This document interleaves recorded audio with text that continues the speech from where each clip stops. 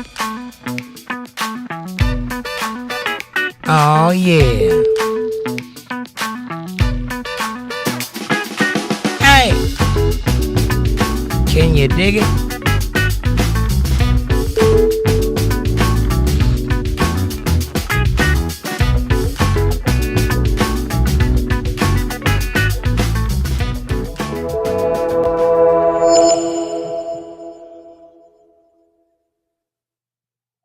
Well, hello, ladies and gentlemen. It is I, Jake Johnson from the Untethered Live show. How are you doing? It's a Friday. It's finally Friday. Welcome to the show. All right. What's going on, everybody? It's Friday. I'm home. I'm happy. I'm full of coffee. I have about half my voice. But it's Friday. I got the rainy window. Can't be better. I got you guys. It's fantastic. How are you doing this afternoon? Bill Bennett, you're first in chat. You get the gold star for being here first. Bill Bennett says, Happy Friday, Untethered Live family. And Amanda says, Hi, Bill. Here's your gold star. You deserve it. And Amanda says, Hello, Untethered Live family. Good to see you all. Happy Friday. I hope everyone had a good week. It is, well, had a good week. Yeah, it is Friday. Not Monday. It's Friday. Getting lost. Hi, Jake. How are you tonight? Lost, apparently. Patty says, I made it. Hey, Patty. How are you, sweetie? Good to see you. Welcome to the show. Amanda says, hi. Patty says, hi, Miss Amanda. And hey, Bill. DJ John's in the house. DJ says, good morning, everyone. I hope all is well. That's right. It is morning where you are, isn't it? Strange times afoot. Amanda says, hey, DJ. So how's everybody going? You have a good week so far? Everybody earning a living, having fun, making yourselves happy? I had a surprise half a day today, to which I took full advantage of and got some stuff done and some things paid and some bushes trimmed back.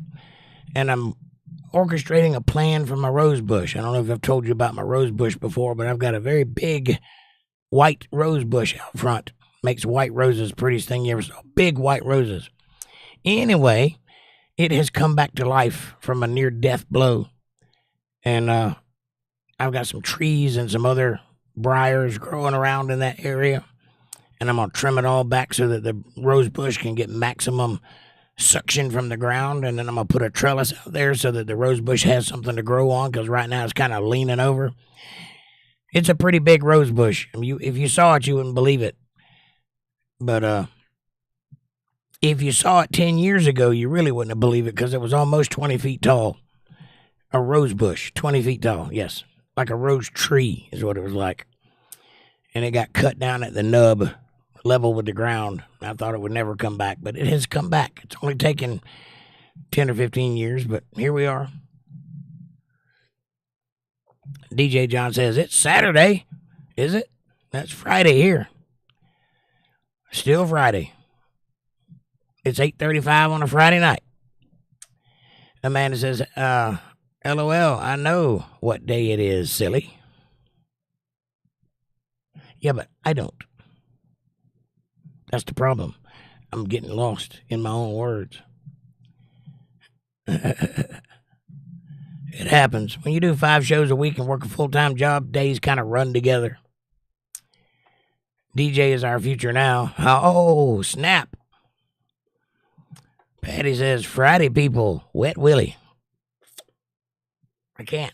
I have protection.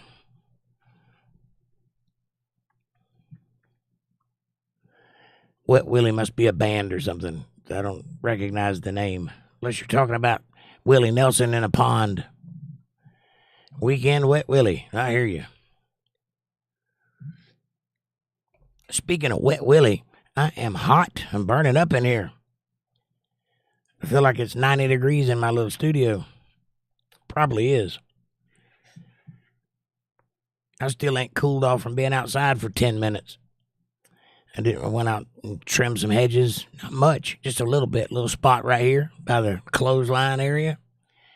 And I got so hot, You'd have thought I worked all day. DJ says, I'm 5 hours older than everybody. I feel that way sometimes too, DJ. I hear you. Bill Bennett says, hey, all, I just got the notification. Damn, YouTube was late. Or it's my phone, or maybe it's me. Nah, it's YouTube. They don't always promote me like they should. And I'm probably a little late on the draw. I probably should put out the notification in the morning and let it go all day. But I put it out like an hour before. I probably should put it out earlier, but, I got things to do. I don't always have time to do that, so. Patty says, do what you want to do weekend. Unfortunately, I got things I have to do weekend, so it ain't I'll do if I wanted to do what I wanted to do, I'd sleep. And I might do that anyway, between me and you.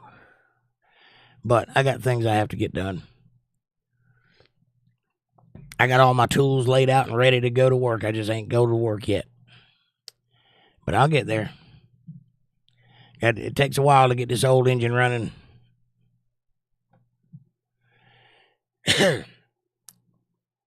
Still struggling with my voice, as you can hear, but I'm getting back.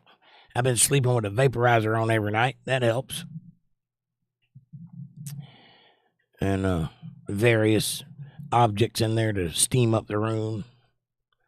It's quite nice.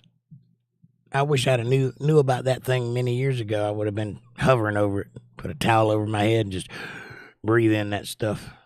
Can't be bad for you. DJ says, I had some good news. Britain had local elections, and Keir Starmer lost his big time. He lost big time. I have not heard that. Well, thank God for that. Does that mean he's out? No more Keir Starmer? Who's the next guy coming in? Or gal? Or third party?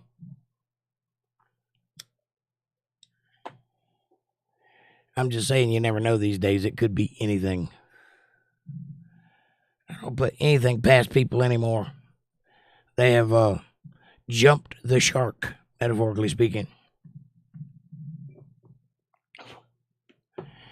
Don't you guys want to have a nice hot cup of coffee with me and talk about the world and all the things that are therein? If so, go to the kitchen, pour yourself up a nice hot cup of coffee, and let's get this conversation rolling. If you're in the unfortunate position of not owning a cup, you can get one in the description below. I recommend the first one. It has my face on it. But there are a lot of new options down there, including, but not limited to, stainless steel tumblers, a big one and a little one. They have locking lids. They have an Untethered Live Bible Study logo on the front and all my little platforms on the back. It is a great cup. It holds your coffee hot for hours. You can lock the lid. It looks great on a coffee table. It tells people who you are. When they see it, they're, oh, that's Untethered Live listeners right there. That's what you got to have. So get one while supplies last.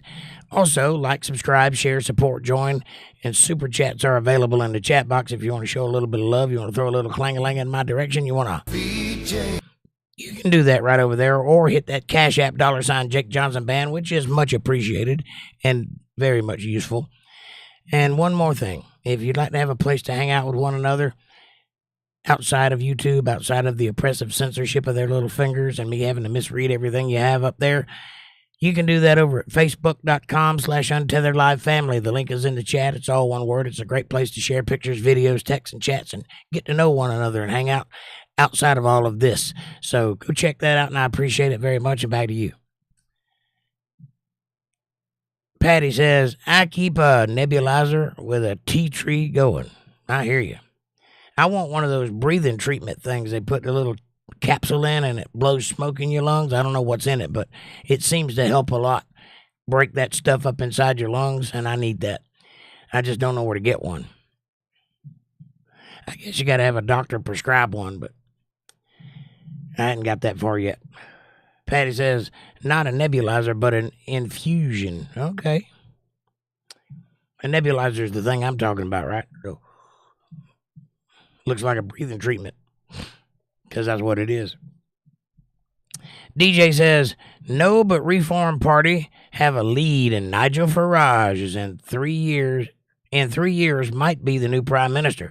Well, that would be awesome. I like Nigel Farage from what I can see about him. I don't know a lot about the guy, but from what I've seen, I kind of like him. So maybe that'd be a good thing for you guys.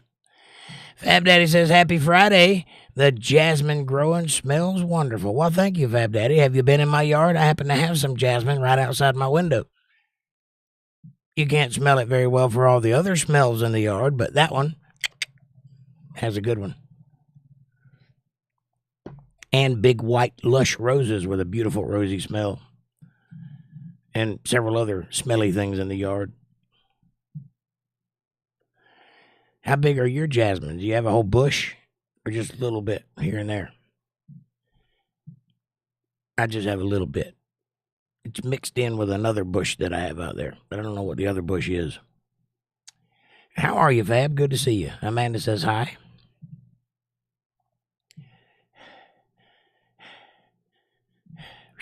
Boy, it's hot in here.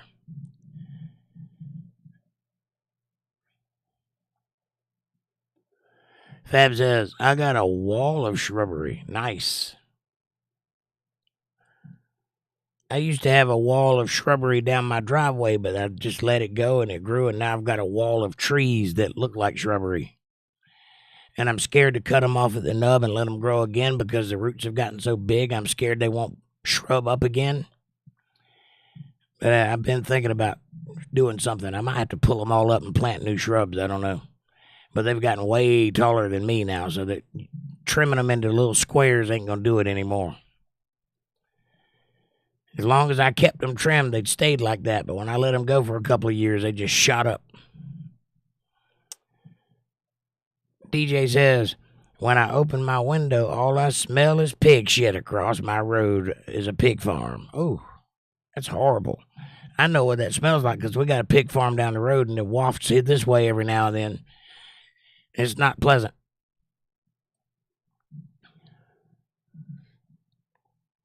I believe I'd complain about a pig farm. That's like a national disaster area or something.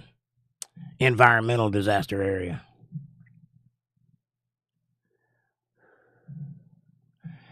The old pig farm.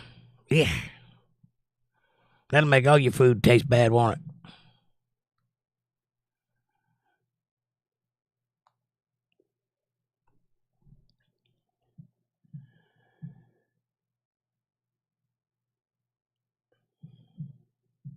Anybody got any ideas about the shrubbery thing?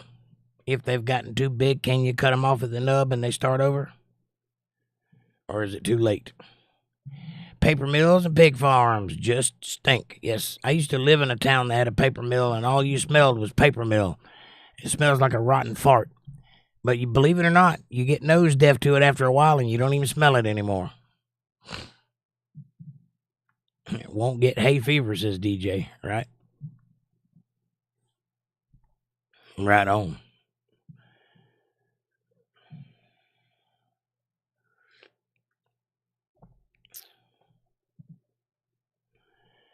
The old paper mill.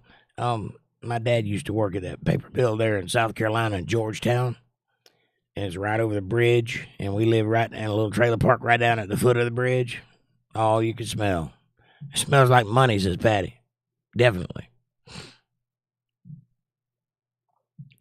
Amanda says, cut one down and see what it does, and then you'll know. I think if you get the sun back to the bottom, they will regrow correctly. It's possible. You have to cut back slowly to save most shrubs. Gotcha.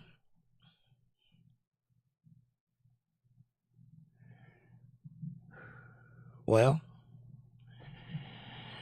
I don't know if I have the patience for that. I might as well just tear them all up and plant some new shrubs.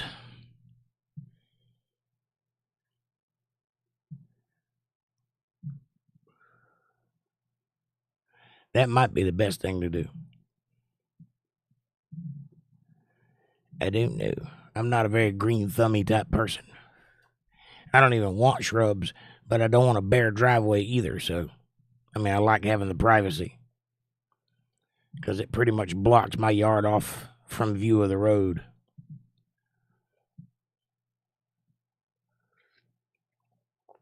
and I've got trees down both sides of the drive, both sides of the road on my yard, all the way to the ends. So basically, I live behind a wall, but it's trees, and they're real close together. So I got a little oasis in here away from everybody that people driving up down the road can't even see into my yard unless they know exactly where to look. It's pretty nice. Rich says, hey, y'all. Hey, Rich. Nice of you to join us on a Friday. Who got sauce? I got sauce. That's a suspect. I'm giving lit Rizz, no cap. I am the Rizzler. Take that, Gen Z. Fab Daddy says, I did that with my junipers. I tied it to my truck and pulled them out. Right on. That's probably what I'll do with mine. DJ says, just prune them and then regrow in no time. Yeah, but what I'm asking is, can I prune them down to the bottom, like leave up just a stub, cut it on an angle or whatever, where they regrow out? Because they've gotten thick. They're not shrubs anymore, they're trees. And I'm wondering if I trim them back, will they still try to grow tall, or will they start bushing out at the bottom again? Right now, they're all bush up at the top and none at the bottom. Yes, they will, Jake? All right, I'll try that. I'll do a couple of them and see what happens. I don't want them to be uneven, though. I guess I'll do all of them. And if they don't regrow back, I'll just pull them up and plant some new ones.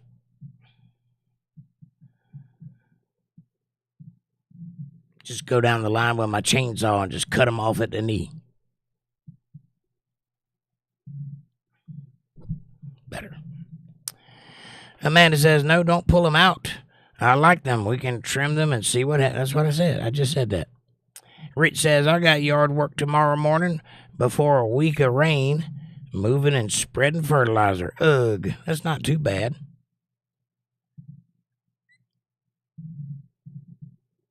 Uh-oh, am I still live? I just got an error.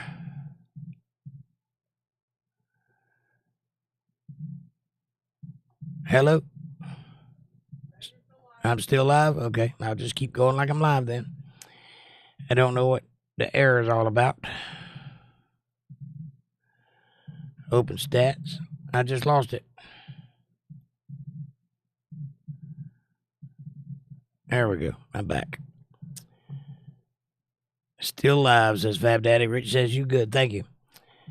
I just got a big yellow error that says it's not receiving enough video to maintain a smooth stream. So if I start glitching out, you know what the deal is. We got bad weather brewing here, too. That might be what it is. DJ says, when they start regrowth, tie them back. All right? Will do. Bill says, I hear you.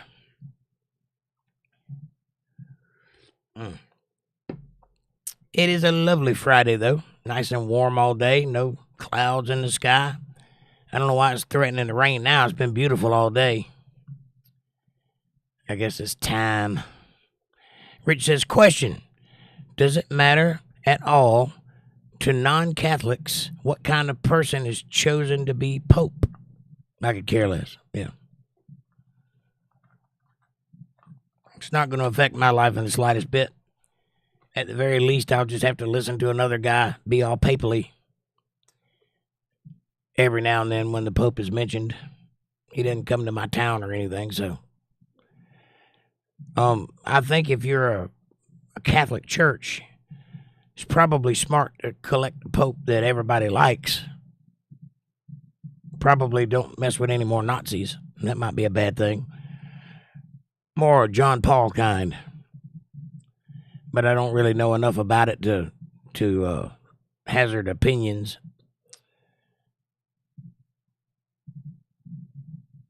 Fab Daddy says, that garage door opener I installed was a pain in my arse. I bet. I've never owned a garage, so I wouldn't know.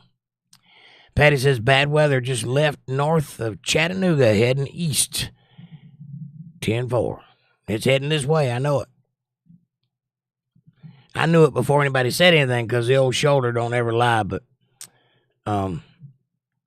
it's probably going to get nasty around the weekend around here. Fab Daddy says, only because I had crappy tools. Well, Fab Daddy, get you some tools, man. Start with a socket set.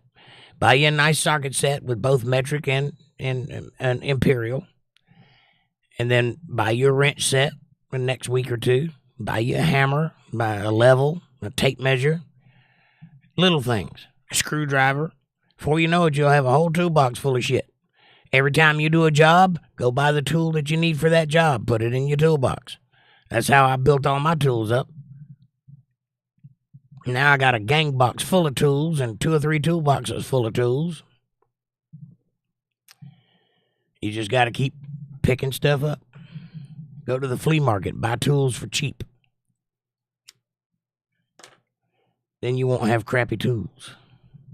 And every time I go to the UntetheredLive or a thrift store, I always look at the tool section to see if I pick up any power tools for cheap. And also pick up everything I find. So I picked up a DeWalt battery jumper that has an air compressor and lights on it, like a hazard lights for roadside distress or whatever. And it has a battery in it that'll jump a car off. Picked it up on the side of the road. There's nothing wrong with it. The guy just threw it away. I guess he just didn't want it. So he put it out by the side of the road, and I picked it up. And that thing's a very expensive item. And I picked up an air compressor somebody gave me. The only thing it needed was a hose. And it was a big one, too, like a very high-dollar air compressor. So now I got a nice air compressor. And I drug out my paint guns. I got that. Still ain't got the hose, though. I'll get that, though. I have a hose, but it's for an old air compressor. It's not compatible. And I don't want to cut it and put a new end on it because it was my dad's. So I'll just buy me a new air hose. But that's how you do it. Just one tool at a time. Cheap shit.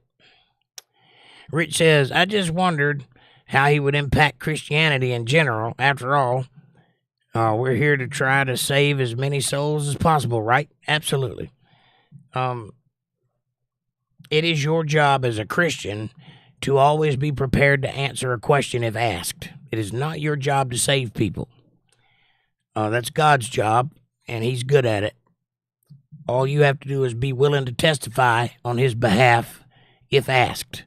I don't agree with those people that go door to door knocking and pestering people, or those people that all they want to talk about is the word. Have you heard the good news? Well, yes, I have. Well, let us tell you anyway. I'd rather you didn't. Well, come on. What are you, a Satanist? Well, today, maybe. Get away from me. Blah. I'm not one of those kind of Christians. And when the Jehovah's Witnesses start coming around my neighborhood, I'll get a couple of religious pamphlets and throw them around on the floor by my door and draw a chalk outline of a person. And they never bother me for some reason. Anyway, I don't know if the new Pope, I guess if he's the Antichrist, that would affect us all. I don't think he is, though.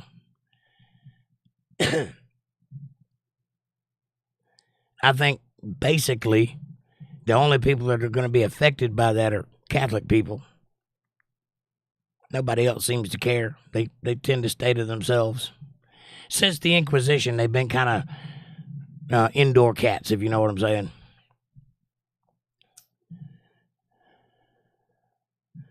Fab Daddy says, I just tell him I've already found my salvation. That's the way you go. I'm a believer, and I know it's weird because of what I do, but I'm a believer that your relationship with God is between you and God. That's above my pay grade. I'm not here to influence your relationship with God. What I try to do as a pastor is just educate people on what the Bible says and come to an understanding, a mutual understanding of what that means. Like I said, I won't even pray for people unless they ask me to. I don't force it on them, and I don't offer it. But if they want it, I'll give it to them, because you never turn somebody down for prayer. You know how that is. But the whole idea of the altar call, in my opinion, that's breaking the commandments, number 1 and number 2. I don't believe in altars. That's what Christ died for, so we didn't have to do that anymore.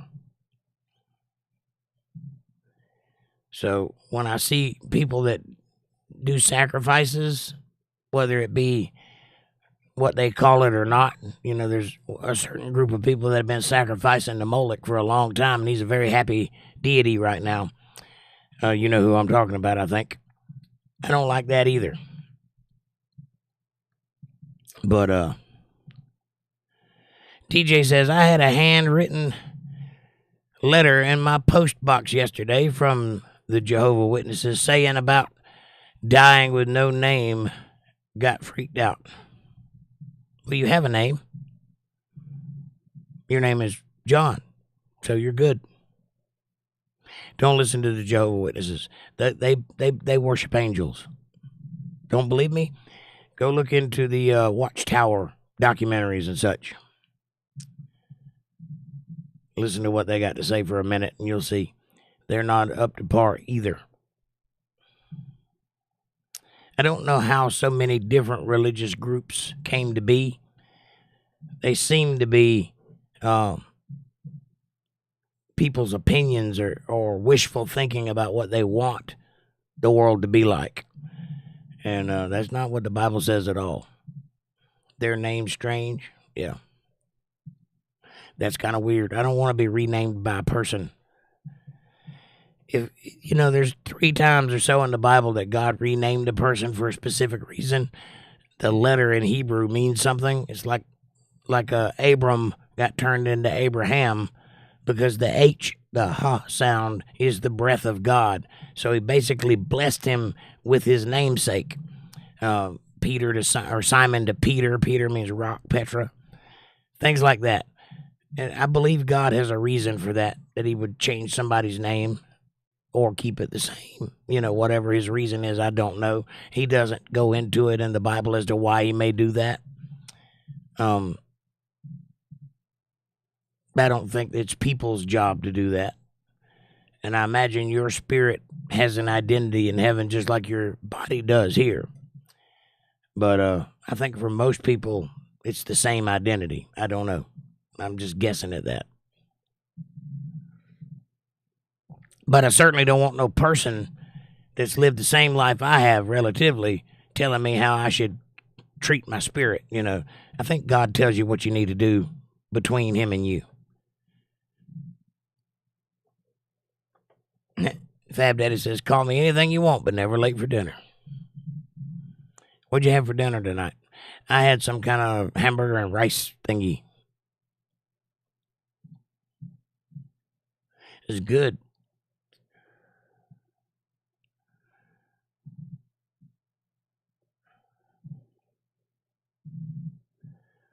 It was like ground hamburger mixed in rice-a-roni with some cheese or something. I don't know if it was cheese, but it tasted like it. And some butter bread. It was pretty delicious. Nice quick meal. And a couple of cups of coffee, and I was ready to go.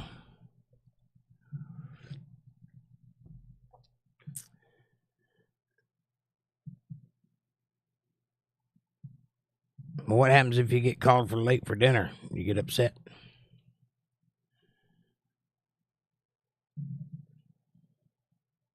Haven't cooked yet. Thinking fish. I got some perch fillets thawed. Nice. I haven't had perch in a long time. Very long time. My dad used to catch them all the time, and we'd do little cookouts, you know, fish fry outside. We get out there and scale them, and never did fillet them. They just cooked the whole fish, you know, eat it off the bone.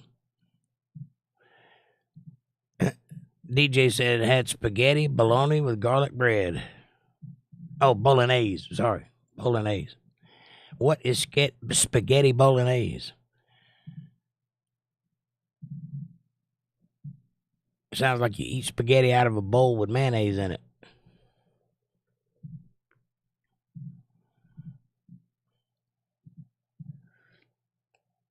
I love spaghetti, DJ.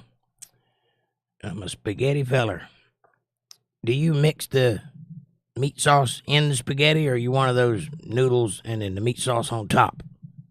Which I think is ridiculous. Bolognese is lovely, says Fab Daddy. I bet it is. I've never had it that I know of. I may have had it and didn't know it. Minced beef with tomato sauce. Okay. Yeah, I have had it. I know what you're talking about. Bolognese. I like mine with just regular meat sauce, ground beef, and make the sauce with tomatoes and onions and bell peppers and all the good stuff and mix it all together and then mix it all in with the noodles. Yeah. Southern spaghetti. The way it was meant to be. The way God intended it. I go to my brother-in-law's house and they make spaghetti and I get a plate full of white noodles and a bowl full of sauce. And I'm like, you didn't finish. You got to complete the process. Well, you put yours on there if you want it. Who don't want it? Who wants to eat raw spaghetti? It's weird. Must be a Yankee thing. Anyway. John says, I do mine the same thing, Jake. I hear you. Jar of ragu. I like Prego better than ragu. Ragu tastes a little too tomatoey. You know, that tomato paste that you can use to make spaghetti sauce with? It kind of tastes like that. And the Prego has a little bit more seasoning in it, I think. I'm not real sure, but it just tastes better to my taste. So I like the Prego. Prego. It's in there.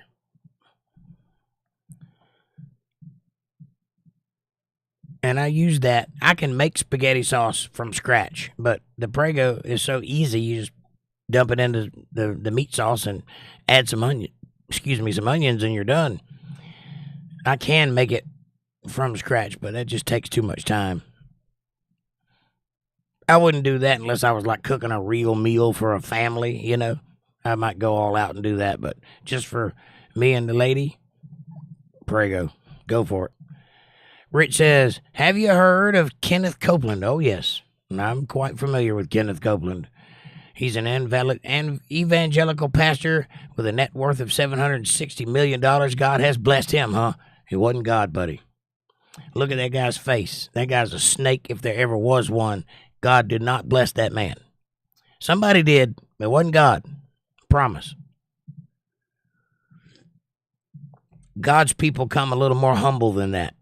They don't fly in on a G5.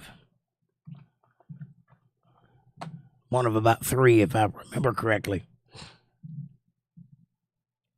And their patronage isn't a mansion on a big ranch. Rich says, I agree. He is a serpent. I think he is. He might be the serpent. I've seen that guy. He gives me the willies. I can't believe anybody would ever listen to that guy. It amazes me that anybody sits and listens to him. Because I've heard him talk, and I've listened to him intently. That guy's selling some stuff, and it ain't biblical. He's one of them that believes you are God. Or he is. He might believe he's God. I heard him say some pretty wild stuff. He don't sound like a Christian to me. And I warn people about people like that. There's a few of them. There's T.D. Jakes. There's Kenneth Copeland. There's Mike Murdoch and the like. Joel Osteen. Those guys, those are not Christians. Those are people making money off of your poorness. They have monetized your sorrow for their gain. And that ain't right. I mean, I come up from in the South. I know how those people work. And yeah, I could do that too. But I don't feel right about it. I've always made up front. I've made a big deal about it. Almost every podcast I mention something about it so that you understand I'm not trying to rip you off. Yes, you can donate to my cause if you like. Yes, I do need it. Yes, I would prefer that you did. But you need to know up front where that money's going and who it's for. You ain't buying a blessing. You ain't buying a harvest or whatever them people say. That's not how that works. There is a such thing as reciprocity. When you give, you open yourself up to receiving. That's biblical, but not in the way they're selling it. They're promising you stuff they can't deliver on, and it's not good. And I don't know why after 100 years of them doing that, there's still people that fall for it. Because it's quite obvious. Amanda says, I'm thinking about making chicken cacciatore soon.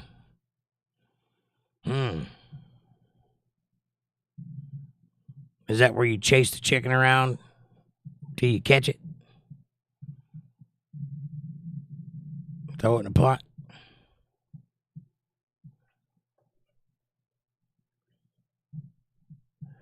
Yeah, I've watched a few of his and his wife's videos. His wife is as bad as he is. They got a whole network going. I mean, I think all three of they got children too that are involved. It's not a good look.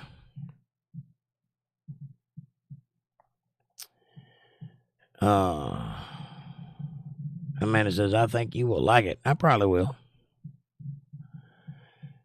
And DJ says, hang on. I just realized that it switched back to top chat. So if I missed any of your chats, I apologize. I don't think I have.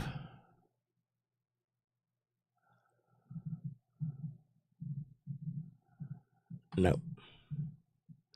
DJ says, just like the Jesus Army was in Britain, you had to give them all your money to live with them. It's a cult. Right. Somebody accused me of that not too long ago about being in a cult. I told him, I said, no, I'm not trying to bang anybody's wife. I'm not in a cult. It might be a cult of personality, but that doesn't mean the same thing. Fab Daddy says, my mother just had 3 stents inserted 3-day. So on a bright note, I get a few more years. That's fantastic. 3 days ago. Wow. Well, God bless your mom, Fab Daddy. Prayers. We'll be thinking about her tonight. That's awesome that she pulled through.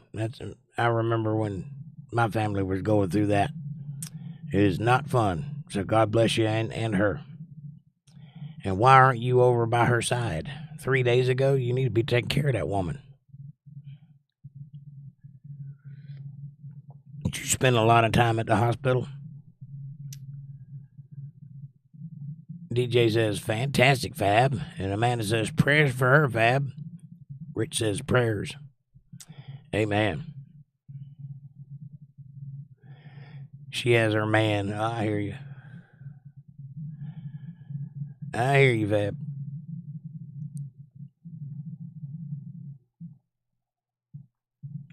When my mom went in the hospital, I was there for 3 weeks, right there alongside of her, sleeping in that god-awful chair and everything. I know how that is. And if you're like your mother, like I was like mine, she was my best friend. I wasn't leaving her for a second. And when she died, I was holding her hand when she passed away. That was something else. I don't think I'll ever forget that.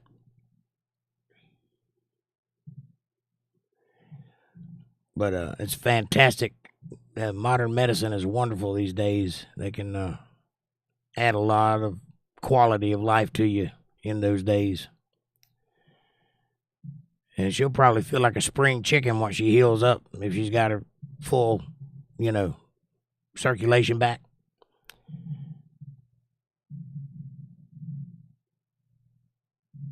DJ says, my mom is 94 and still kicking. Good gracious.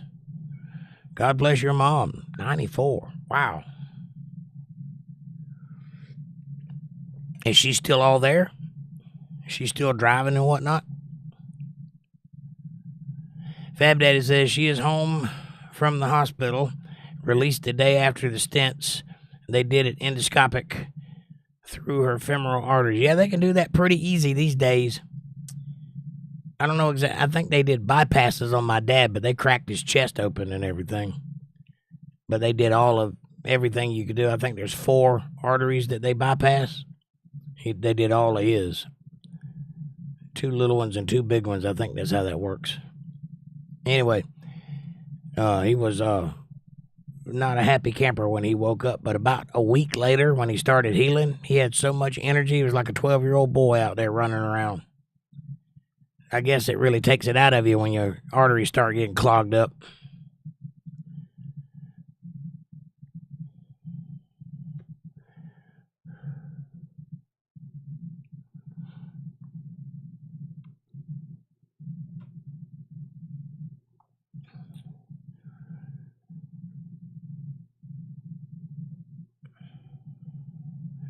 I'm not looking forward to that portion of life.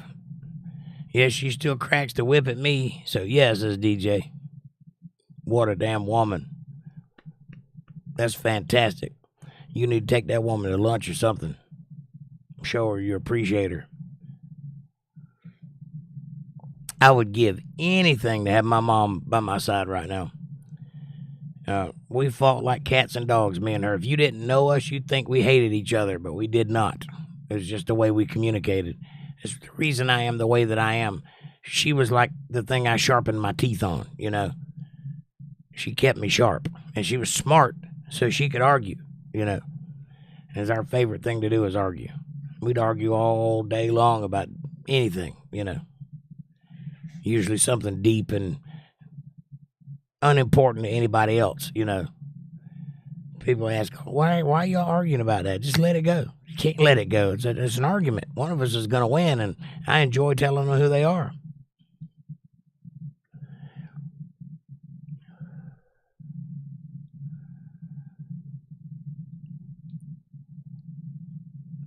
Yeah, she was a good woman, though. I wish y'all could have known her. I think y'all would have loved her.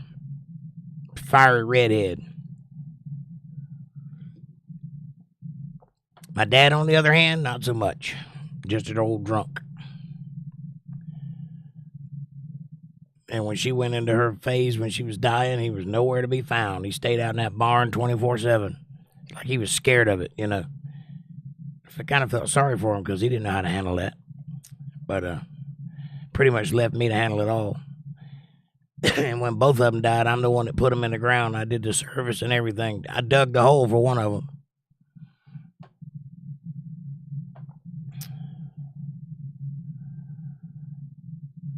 DJ says Britain has the oldest woman. She's 115 years old this week. Oh, yeah?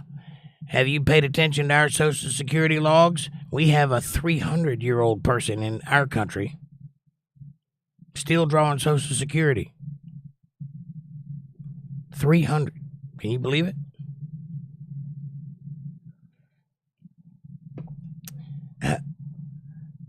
Sounds like we're not as sick as I thought we were. And at least 13 people over the age of 200. Only one 300-year-old, though. But I figured they probably didn't think they could pull that off more than once. Yeah. Born 1909. Jesus. I bet that woman has seen everything. She probably remembers when cars didn't exist. Or anything else that we use today. She saw the spacewalk. She saw what they projected as the spacewalk. She saw the advent of vehicles and modern communication and television, radio, telephone, VCRs, movies, all of them. I think the earliest movie was like, 1917, something like that. She saw all of it. Can you imagine talking with that lady? You could carry on a conversation about anything. She probably knows. She probably met Julius Caesar. Fab Daddy says, I never believe what the government says. Heck, RFK claims China has 50% diabetes. They probably do. Why would that be an unbelievable statistic, Fab?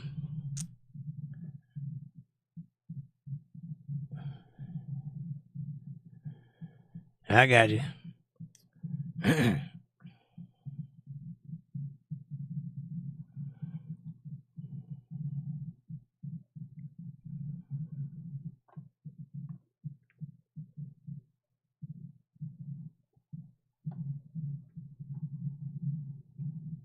He claims 1 in 3 children have diabetes.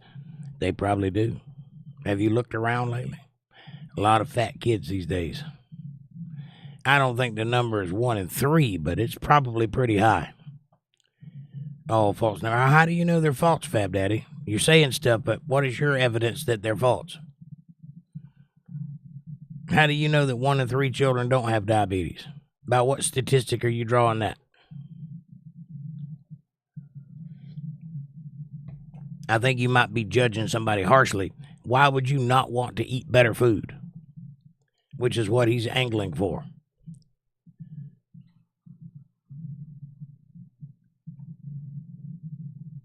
One in 325 is the stat. Well, that's still pretty alarming. If it was 1 in 1,000, it'd be alarming. Children are not supposed to have diabetes.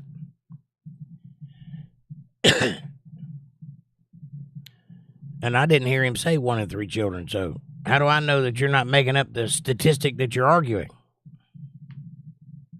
Show me where he said that. What broadcast did he say that on? I'll go look it up.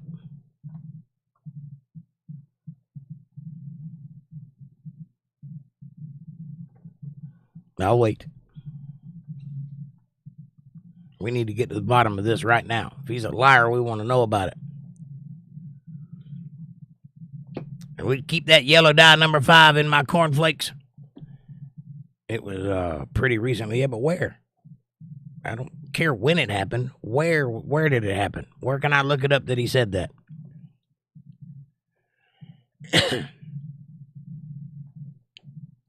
And then let's go find out what the actual statistics are.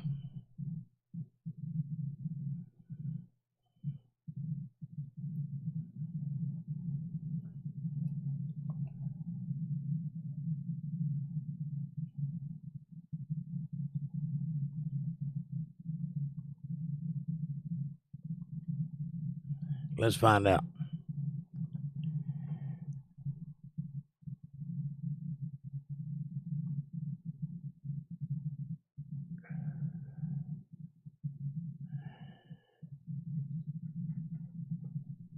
All I see is 352,000 children this year have been diagnosed with diabetes. The majority of them being type 1. Type 1 is the kind you don't need insulin. I am Googling it, Fab Daddy. Google it is not an argument, just so you know.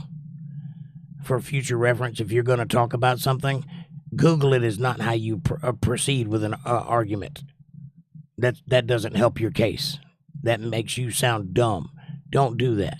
If you have a statistic, share it. If you do not, best not to argue about it in public. The number that you gave, 325, is incorrect. It's 352,000 this year. That's a lot of kids with type 1 diabetes, majority.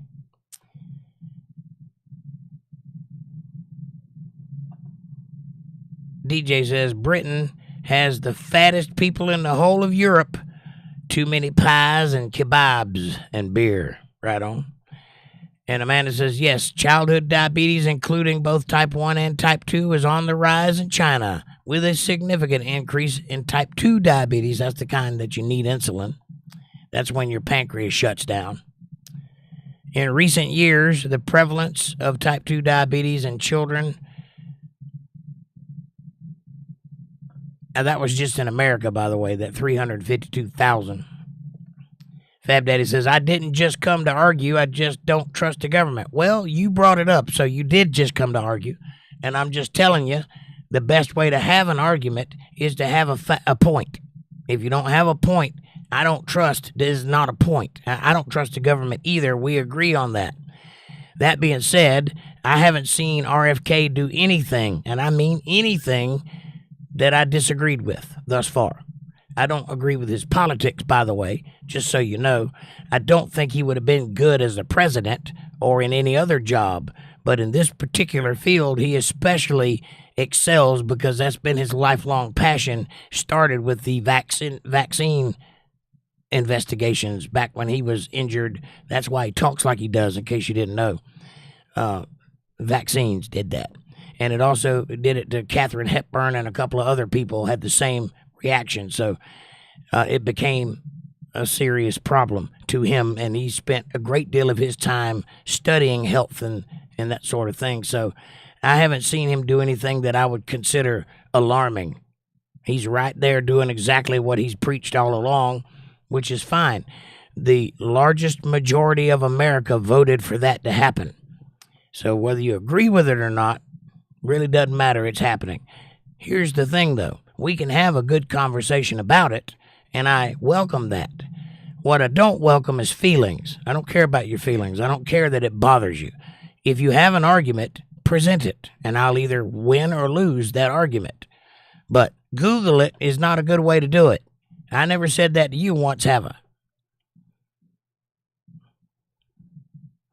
When I bring an argument to the table, I tell you pretty much how I came to that conclusion. Amanda says, the prevalence of type 2 diabetes in children and adolescents is linked to factors like urbanization, unhealthy lifestyles, and increasing rates of overweightness and obesity, while type 1 diabetes was previously less common. Its incidence is also increased. And Fab Daddy says, who is the 300-year-old recipient of Social Security? Well, that's a good question. I'd like to know, too. It's funny that they've released the statistic, but they don't know who either, which is why Doge is important. I started it. I didn't start it. How did I start it? What did I say about RFK or the government? I was responding to something he said about a 115-year-old person who I don't doubt exists, with a joke that we have 300-year-old people. If you go look at the Social Security list that Doge came up with, it's startling how many people, which is obviously a scam. That was the context of what I was saying. It's not real. There are no 300-year-old people. You don't live that long. So somebody is scamming the system a lot, because it starts at 100 years old and goes, there's like many of those. And there's a few 200-year-olds and a few 250 to 270-year-olds and one 300-year-old. That's in the statistics that they found on the first day they started looking. So go look at that. And I didn't start anything. Amanda says, somebody that the Dems are paying money to. Probably. Who, says Fab Daddy? Who knows? That information hasn't been found yet. You know why? Because it's a scam. If it weren't a scam, we'd go arrest the person. My guess is, and it's just a guess, you could probably go to the Congress and find one of those people, and that's probably who it is. DJ says, most of it caused from all the hidden sugars and preservatives. Hidden, yes. Yeah, there's a lot of things in food that doesn't seem to be necessary to be in food. All the preservatives and things to make things more addictive or more tasty. Those things aren't necessary, and they're also the reason that we're having such a problem with our health in the world, not just in America.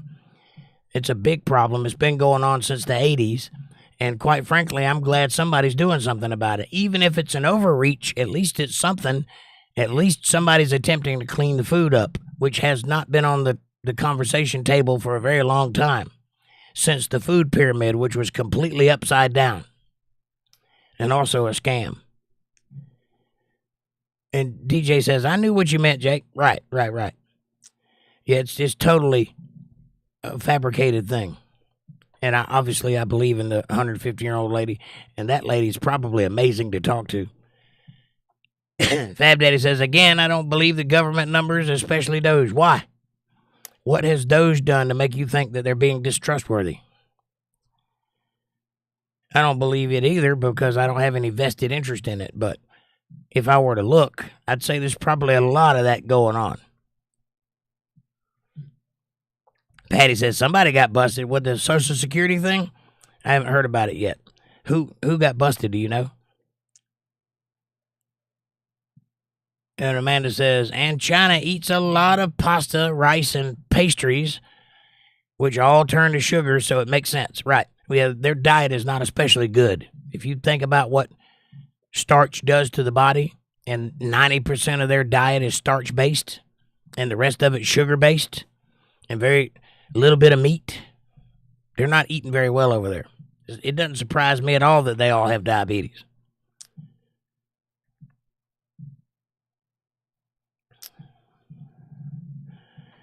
What amazes me is Mexico's diet. You ever looked at Mexican food?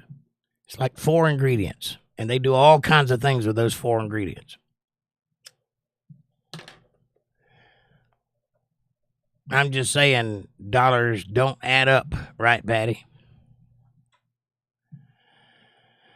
There's a lot of shifty things going on in the world, and there's a few people trying to do something about it. Now, do I think Doge overreaches?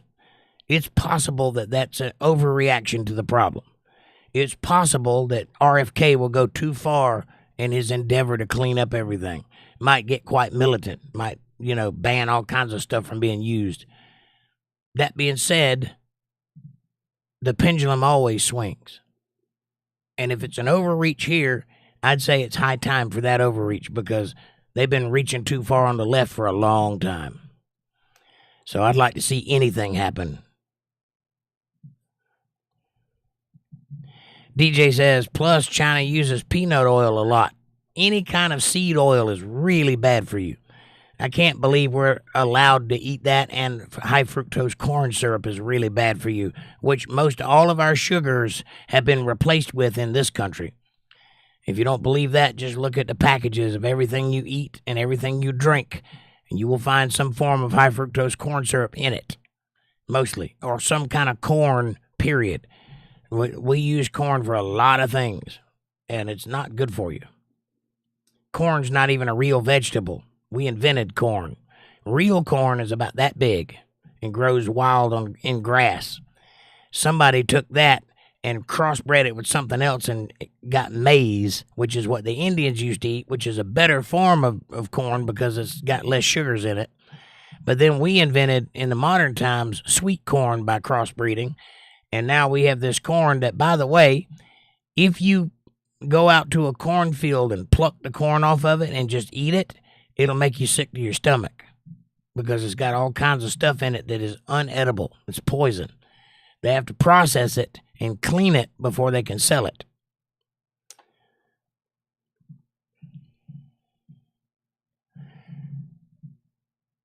Fab Daddy says, it's easy to spend the numbers to benefit one's interest. I see both sides being guilty of such behavior. Well, that's true. They are guilty of that. But I don't see why it would be in anyone's interest to spend the numbers of diabetes. Diabetes is a thing that will ruin your life, and if untreated, will kill you. You can live a long time with diabetes and manage it. And you can even, if it's type 1 diabetes, I might have that backwards. Type 1 is the one you need insulin. Type 2 is the one you don't.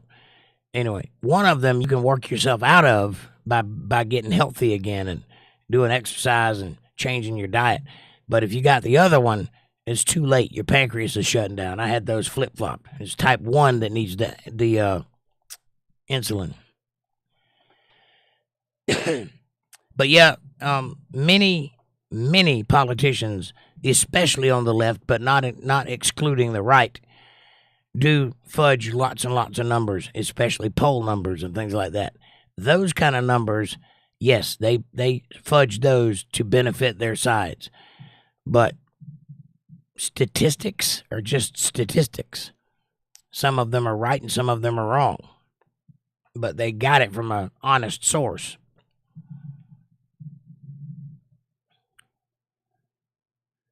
Amanda says, and what does RFK care about Chinese people? And we got enough on his plate with Americans. True. I don't know what he's getting up to in there. He might be trying to save the whole world. Who knows? Patty says, fluoride is doing us all in as well. Oh, yeah. Yeah. Fluoride is a byproduct of making enriched uranium. In some process that they do while refining uranium, the byproduct or the slag is fluoride, and they didn't have a way to get rid of it. So some genius decided to dump it in our drinking water and dilute it, and then we could process it through all of our livers and get rid of it that way. I don't know who thought of that, but you got to think that they were a eugenicist or somebody that was looking at population control or something like that, because fluoride has a couple of peculiar side effects. One of them is death. But if you take it in small enough doses, it hardens or calcifies the pineal gland, which is responsible for creative thought.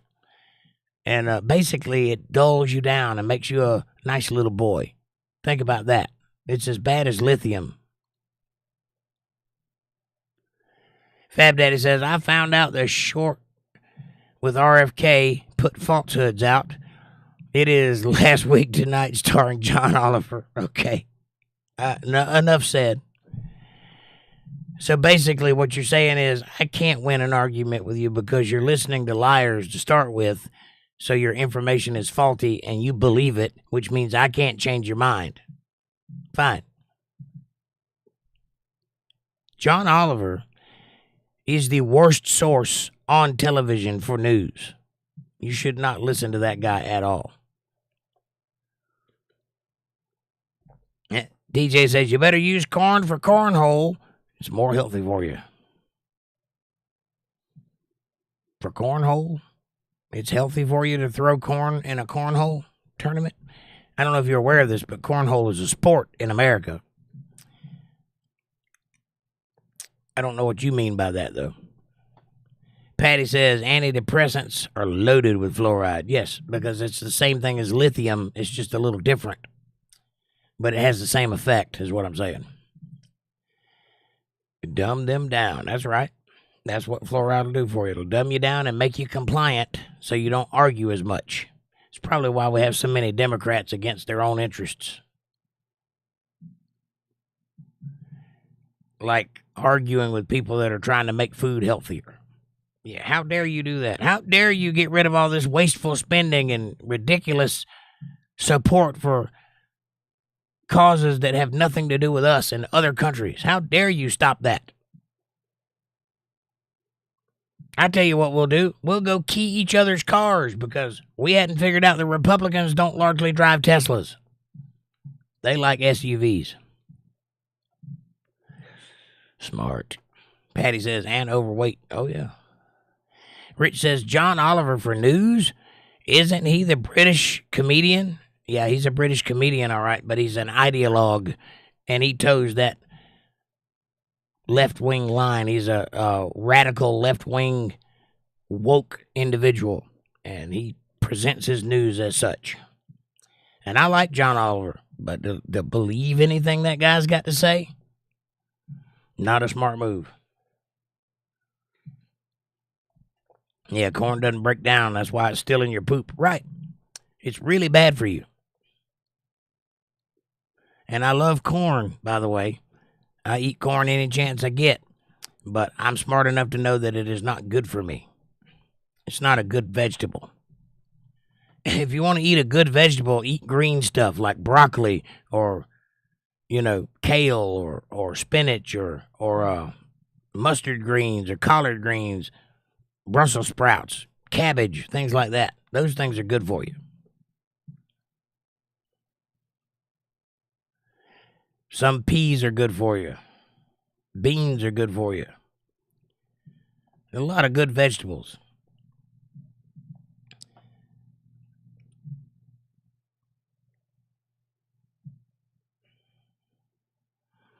If you're healthy, a tomato is good for you. If you have certain problems, it turns bad for you because it has certain properties that do not work well with certain issues that we have. I'd look into that and consult your doctor about that, though. But if you're a good, strapping, healthy young person, a tomato can be good for you. But it's not a vegetable, it's a fruit.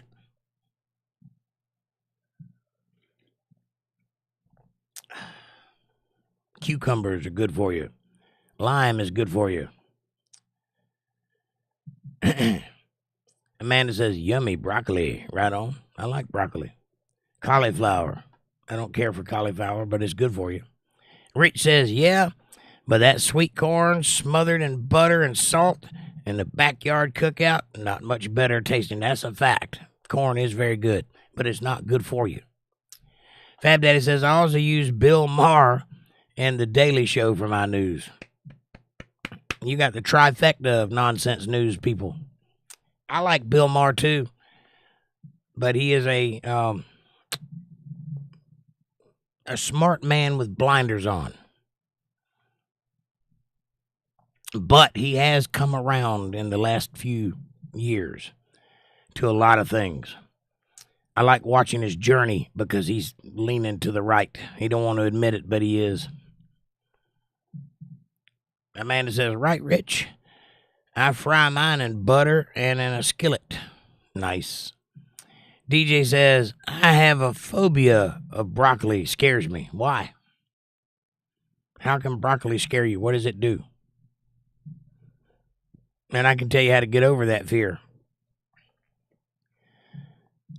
Amanda says, LOL, why, DJ? And Rich says, Fab Daddy, I just lost what little respect I had for you, shaking my head. Bill Maher and John Oliver. And, what's that other guy's name? The Today Show, what is it called? The Daily Show, yeah. John something or other. What's his name? Jon Stewart, is that his name? Amazing. In the end, it really doesn't matter who you listen to, Fab Daddy. They're all, on both sides, are going to spin in their direction, all of them.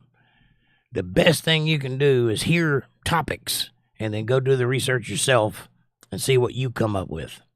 That way you'll get information that is suited for your brain, and you won't have some personality trying to sway you in a way of thinking.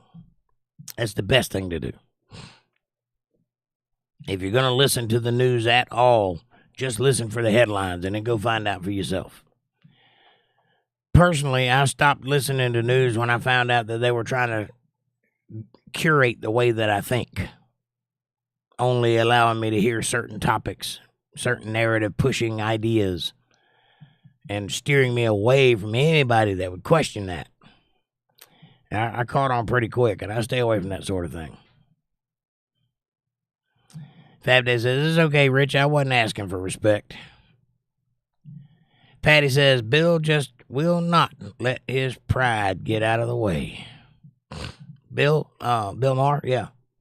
It's like he sees the truth but don't want to believe it. That's what it looks like. I like Bill Maher. I think he's a very sarcastic, and that's my kind of thing. I like sarcasm.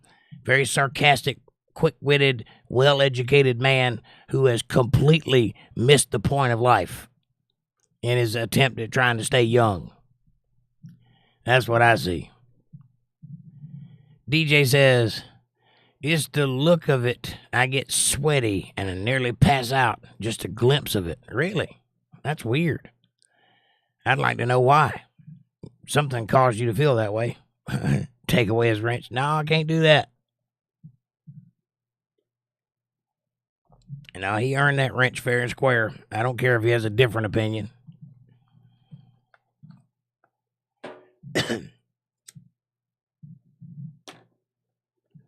I'm smart enough and strong enough to maintain my position without being swayed. Amanda says, LOL, Rich. Patty says, I used to, but now he just gets on my last rattling nerve. You used to like Bill? Yeah. Sometimes he's overly dumb. Like, come on, there's no way you can't see that. You're a smart guy. How do you not see that? I've had that feeling a few times. But ultimately, as far as media goes, at least he's asking questions about the things that he is pretending to not see, That's something different than other Democrats. Other Democrats just follow the narrative no matter where it goes or how crazy it is, like Morning Joe, which is the most brain-dead individual I've ever seen in my life. At least Bill Maher will ask questions as an adult. Even with Christianity, which he's an ardent atheist, he'll at least entertain the conversation, which is more than the rest of them do. Now, what's good about that is he understands that he's not going to change your mind and you're not going to change his mind, but the people listening to that conversation, they might be impressionable. They might hear something they like on one side or the other and be swayed. So that's really what people like me do. I don't get up here and argue because I want to be changed. I'm not going to change. I have solidified my belief system. And when I debate somebody, they're not going to sway me. And I know I'm not going to sway them. But the argument's what's important because there's a lot of people listening. And if my argument is a good argument, I'll win those people over to my side. See how that works? If your argument ain't no good, it ain't going to work. No matter how much you profess it to be true, if you don't have an argument, you just don't have an argument. But if you do have an argument, then statistics make sense and facts don't care about your feelings, but they do make sense. And that's the way you do it. You just talk until people listen. Amanda says, I agree, Patty. And Amy Elizabeth's here. She says, tap that like button and share button, please. Help a guy out. Thank you, Amy, and I appreciate that. Yep. There's 12 people here, but only 5 likes. You tell me what's wrong with that picture. I'm working my tail off, literally sweating bullets over here, and y'all can't even give me a like. It's free, and you can't do that? Come on now. Hit that like button. Hit it hard. One time. And also, super chats are available in the chat box if you want to show a little love, or hit that CashApp $JakeJohnsonband. I do appreciate that. Amanda says, hi, Amy. Did that guy Castle ever get up with you? Because he texted me immediately after you guys talked and said he was having trouble, that his money wouldn't go through. And I told him he could send it to me and I'd send it to you. And he said he would look into that, and I never heard from him again. So I wonder if you heard from him. And if not, I wouldn't hold your breath. I don't know about that guy. He's a new guy. I don't have any idea what his credibility is like.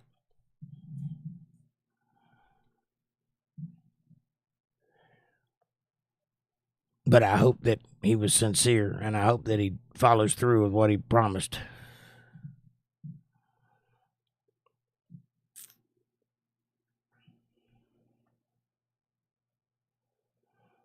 And help a guy out. And how was your day? Amy says, no, but it's okay. I got a car, but it took most of what I had. My son should pay his rent today. Well, that's fantastic. Fab Daddy says, 2 of 5, friends. Time to cook dinner. Have a great restful sleep. Fab Daddy, God bless you, sir. Keep on thinking, my man, and enjoy your fish. Amanda says, good night, Fab.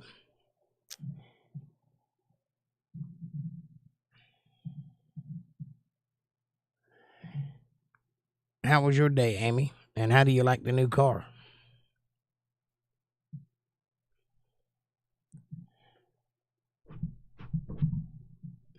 And don't you worry about it taking most of what you had. You got plenty of time to rebuild that. TJ says, good night, Fab Daddy.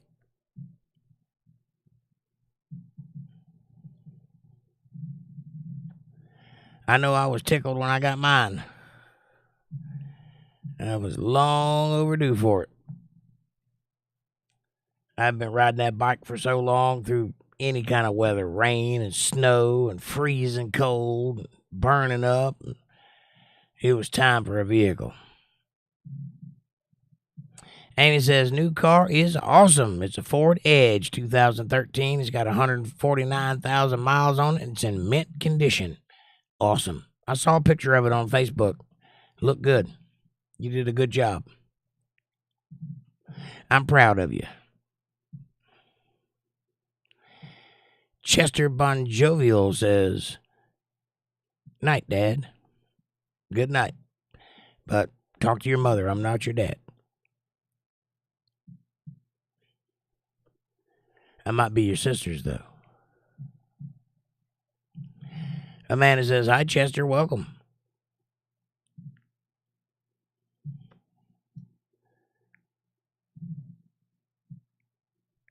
Chester says, no, Fab is. Oh, Fab. Oh, good night, Fab Dad. I got you. I see. Thank you, Chester. Amy says, who's your daddy? Chester says, hi, you wish. I wish what? I don't have very many wishes. I fulfill my wishes. What are you talking about? DJ says, sell. Sell? Sell what? What are we selling? I like your name, Chester. Bon Jovial. Nice. Bon Jovial Smith.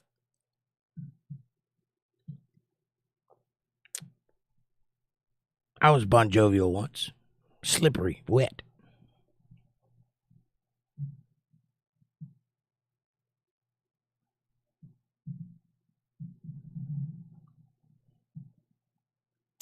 Amy says, DJ is selling his car to cover medical expenses. Right on.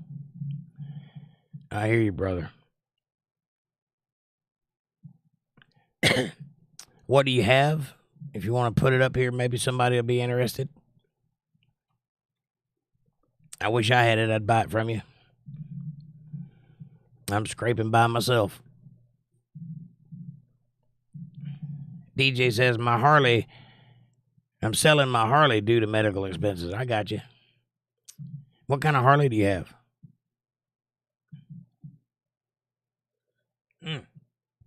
Fab Daddy says, Chester is my son. Okay, I didn't know that. Well, hi, Chester. Patty says, kids by nature are selfish. We have all seen them say mine and not share, but we as Christians try to fight that nature. True. Bill Bennett says, hope to see you guys all for Bible study. I'll have to rewatch. God bless all and have a great weekend. Bill, God bless you too, buddy. Enjoy your family and have a good weekend. Oh, you got a V-Rod. 1300. I rode one of those once. Amy says, oh, that makes sense now, Fab. It does. I didn't know that. Well, hello, Chester. Amanda says, good night, Bill.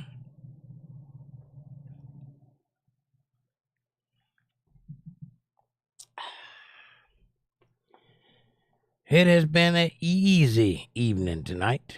Nice and laid back, quiet.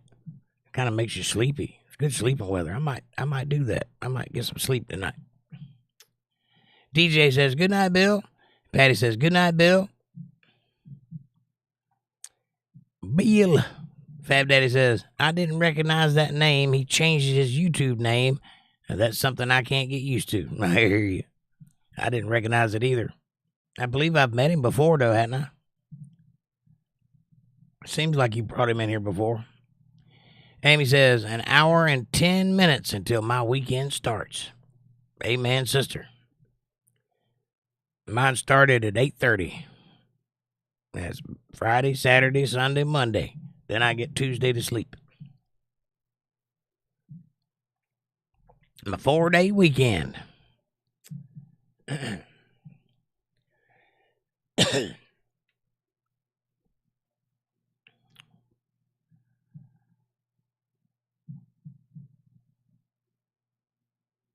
4-day weekend and then a Wednesday. Chester says, yep, it used to be Moon, M-O-O-N. I remember now. But I lost a bet. I've done that before. I once did a show in front of about 400 people in nothing but a sheet wrapped around me. So that's 4 hours on stage and nothing but a sheet. That's mingling with the crowd and everything. Walking around in public with a sheet wrapped around me. And I mean nothing. Not even socks. Chester says, yep, I read that one.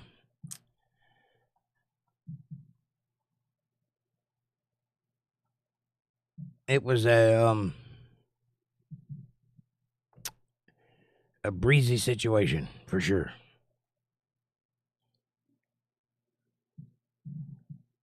And I can't swear to it, but I think under the stage lights and all, you could see right through that sheet. Amy says, toga, toga, toga. Yep, that's how I wore it. Over one shoulder and pinned it together right here and just let her hang. But I'm a man of my word, and I lost a bet, so that's what I did. Fab Daddy says, Chester, I am going to call you on Discord. Nice. Patty says, Jake, great product. Mullium tea for respiratory. I'll look into it, Patty. Mullium tea. I don't think I've ever heard of that. But I'll definitely try it because I have respiratory issues. You can get it at the health food store, maybe a Walmart, says Patty. Mullion. I'll look into it for sure. I'll try anything once. If I like it, I'll try it again. If I really like it, I'll put a patent on it and sell it.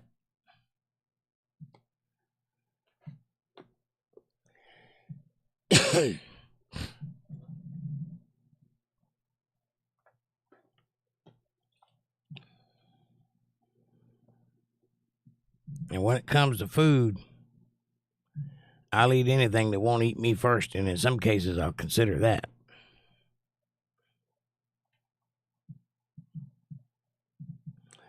Mulliam, says Patty. Mulliam. It's Mulliam. I got it.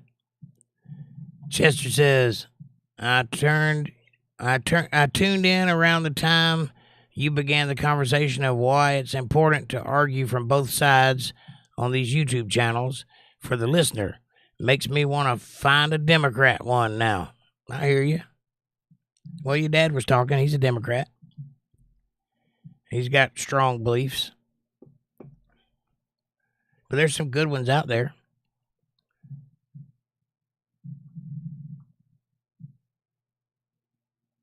Amy says, I'm going to spend time with my mom tomorrow, and I'm looking forward to it. Mending broken bonds. Oh, wow. So you guys have been on the outs, and now you're going to go solve that issue? That's fantastic. God bless you, Amy. I really hope that works out well for you. And life is short, time is quick. You want to get those things behind you as quickly as possible and enjoy what time you have left.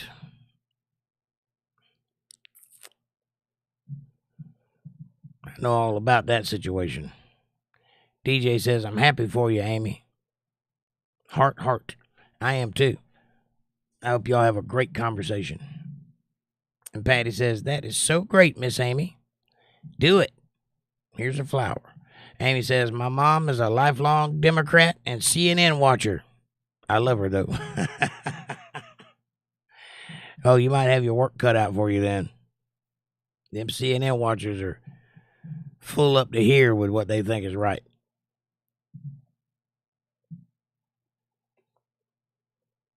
But takes all kinds to make the world go round. And ultimately, it shouldn't matter. It shouldn't be a hedge in your relationship. She believes what she believes, you believe what you believe, but you're still mother and daughter. So there's other things to talk about. Aaron, what's up, buddy? How was your birthday, sir? Hope you had a good one. Amy says, Aaron, hi. Kissy faces and hearts. And Amanda says, Aaron, the shark catcher. I saw your video holding that shark, man. That was cool.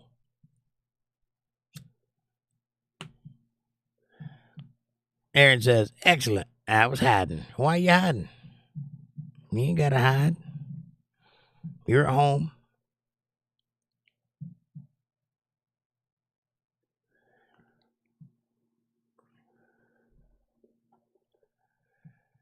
How's the weather down there in Florida? It's kind of trying to rain here. Aaron says, I get away and relax and unplug. I need to do that. I need a vacation badly. I was talking about that this morning. I need to take a vacation. Amanda says he played hooky from work and went saltwater fishing for sharks. Nice. Aaron says, it's hot, but I love it. Yeah, Florida's always hot. Shocker, it's hot in Florida. That's another day. What's the weather like? Hot. Back to you, Bob.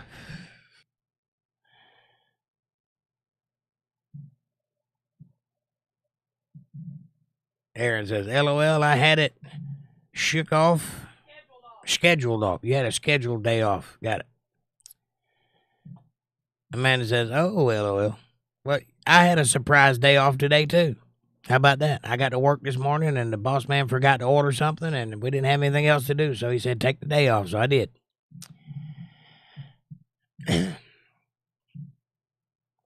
Amy says, my mom, sister, and I are flying to Philly next week. Her brother died a few months ago. She's the last of 9 siblings. I'm there to support her. Well, God bless you, Amy. I'm sorry for the loss in the family, but you be the strength, and you make sure God's present, and you'll be fine. And if you need backup, I'm only an email away. DJ John says, the only fish I see is in Iceland stores. An Iceland store. Is that the name of a store brand where you're at? Aaron says, I hope he paid you. Oh, the guy? I don't think he's gonna.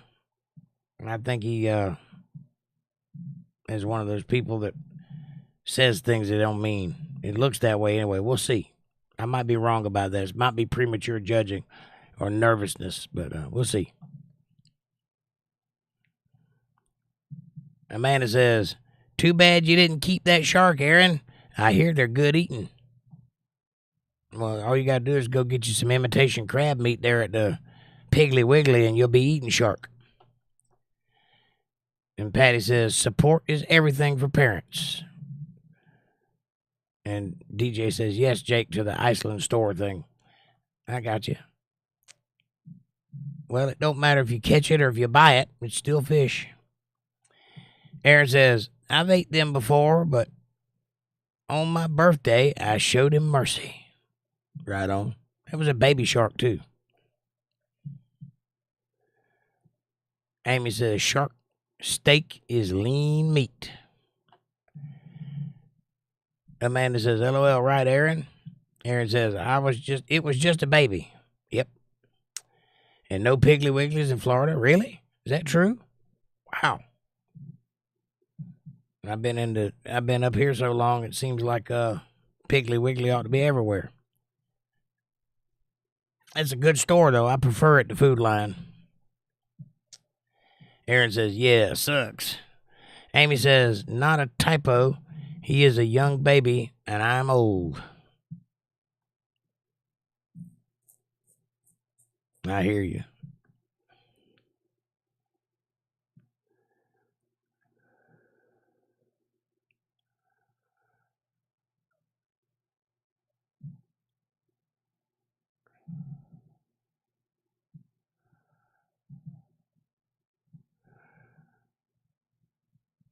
Aaron says, you are not old, Amy. And Amanda says, no Publix or Winn-Dixie and and Marketplace now, Jake.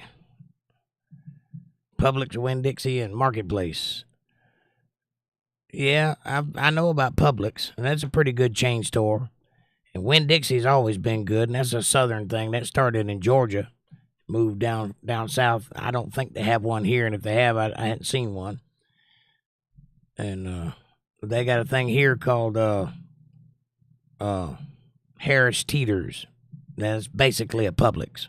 Basically the same kind of store.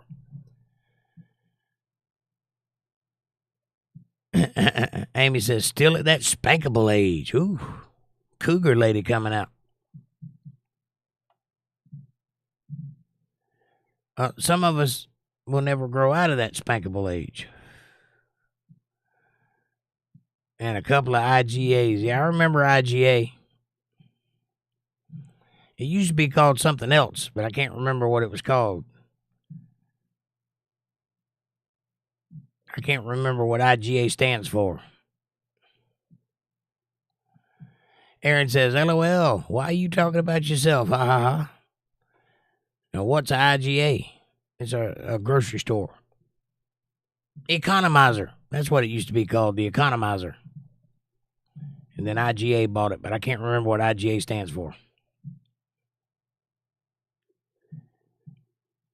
Amy says, maybe. Amanda says, oh, damn. I'm with you there, Amy. I've been a very bad girl. Independent Grocery Associates, says Amy Elizabeth. Thank you. DJ says, my son Callum is at his mum's as he can't be around me because of my infections. Right. Well, we don't want you getting any sicker there, John. We want you to pull through this thing. Rich S says, Independent Grocers Alliance. Thank you. Aaron says, I never heard of that. It's there in Florida. Might have to go up towards Lakeland to find one, but they're there. Amanda says, Independent Grocers Alliance, IGA. Grocers Association, says Amy. I was close. Hey, whatever works.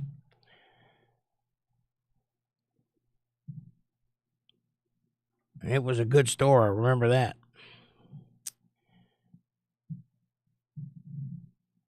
Now I just buy everything at the dollar store because our choices is Food Line or Piggly Wiggly or Harris Teeter's. And I don't want to drive to Greenville to go to Harris Teeter's, so I just buy what I need at the dollar store. Amanda says, they are in little country towns, Aaron.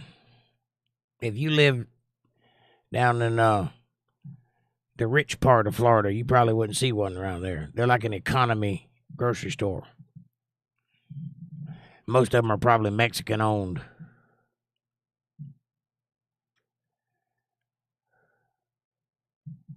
Not that there's anything wrong with that. I like Mexican stores. It's the only kind of store you go to and buy hamburger meat and a pair of boots. Or a phone card. Amy says, my local IGA sells morel mushrooms. Nice. Amanda says, Aaron, guess what they done have up here? Well, guess what they don't have up here, and it blows my mind. They're on every corner in Florida. Amscott. I don't even know what an Amscott is. Sounds like a place you buy paper towels and Tupperware. Aaron says, we had a store called Grocer Land. LOL. It was in the hood in Chicago. Grocer Land. Makes sense. And we got an Aldi's. I got an Aldi's right up the road here. But I don't shop at Aldi's because they make you buy the bags. And if you want a cart, you got to put a quarter in the slot, and you don't get the quarter back unless you return the cart. Which is actually a pretty good idea, but I stand on principle here. I reserve the right to not put my cart away.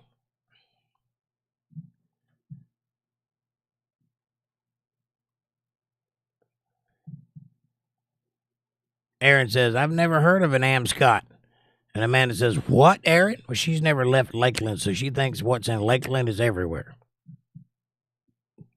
Amy says, I love morel mushrooms. Trampling through the woods to find them is the hard part. That's like a truffles, right? Truffles are like that. You got to snort them out with a dog or a pig or something, and they grow under the ground like potatoes do. And they're little round, I guess they're a mushroom. I don't know what a truffle is really, but they're very expensive because they're hard to get, and there are only a few of them a year. And people love them things. I've never had one that I'm aware of. But I'd like to try it one day. People make a big deal out of truffles. They got to be delicious. I wonder what they taste like. Amanda says, really? It's a check cashing place. Checking the cash. That's what we have, checking the cash. Call 1-800-8776 now. Something like that. Checking the cash. Checking the cash. Aaron says, everything is Publix, Target, and Walmart, and Aldi's. We got all that here. Except for the Publix thing. We don't have a Publix. But we got Target and Walmart. We got do y'all have the super Walmarts or the little ones? For a while, they opened up little, like, neighborhood Walmart stores, which is basically just a grocery store. But they were great little stores and everything was cheap. They were open for 6 months. They built new buildings and they opened up for 6 months. And one day I went there and they were packed. And the next day I went there and they were empty. And they said, we closed. This Walmart? No, all of them. And you tell me what that's all about. And the buildings are still there. I think eventually they rented them out to somebody, but for a long time they stood empty. Why would you build those little buildings all over the state, open it for 6 months and then shut the door? And it was packed every day. So it wasn't like they weren't making money. That's a weird little thing Walmart did. Amanda says, yes, Aaron. And Patty says, hang on, my chat jumped.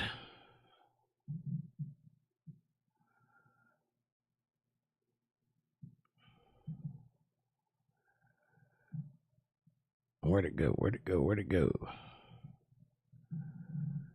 Patty says, there is a Piggly Wiggly in Panama City, Florida. All right. I didn't know that. And Amanda says, LOL, that's almost Alabama, though. Aaron says, now we get more and more of them Trader Joe's and Sprout stores. Yeah, old Trader Joe. That name is applicable, is it not?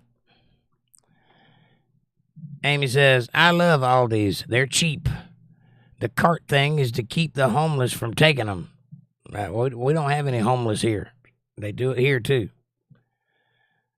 Aaron says there's a waste of space rabbit food. Space rabbit food. I like it. Amy says, I keep reusable bags in my car. Well, some people are into that. I'm one of those people that won't use self-checkout lines because the principle of the thing, I don't work here, so I'm not going to use a self-checkout line. If so, I want a paycheck for doing your job. And I don't like places that charge you for things like straws or condiments. If you're such a cheap restaurant that you can't give somebody a ranch dressing with their chicken if they don't come with the serving, I'm not going to eat there. I'm talking to you, Pizza Hut.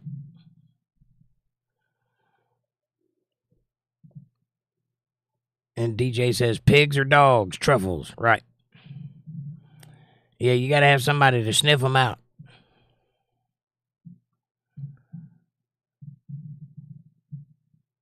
Amanda says there are 237 Amscots in Florida. That's not a lot of stores. Look and see how many advanced autos there are in Florida, and you'll see what I'm talking about. Aaron says, I remember Check and Go. Check and Go, checking the cash, same thing. Rich said, do you guys do title pawn in your state? That's something they did in Georgia, and I always thought that was a great thing to have because if you needed $500 on a weekend, you go pawn your title and then pay it off next week. No harm, no foul. But they don't do that in North Carolina. But in Georgia, it's all the rage. I paid my rent with that a bunch of times.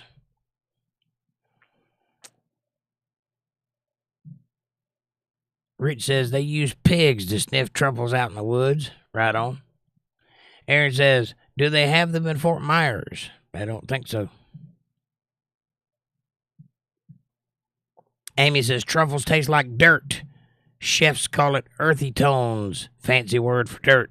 Gotcha. So it's like all other rich people food, like escargot and fish eggs. What's that called? You know what I'm talking about. Shit, I can't think of what it's called. You know, the little black fish eggs. It don't taste good. That's what I'm saying. It's like rich people just doing things for the sake of doing them, like eating calamari, for example. It's like meat bubble gum. Caviar, that's the word I was looking for. Thank you. Caviar is not good. Only rich people eat caviar. They can keep eating it. I don't want none of it. Unless you can scramble it, I don't want to eat it.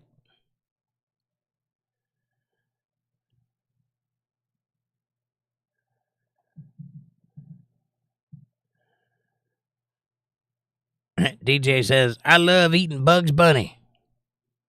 Rabbit? I like rabbit too. Not a lot of meat on the bones, but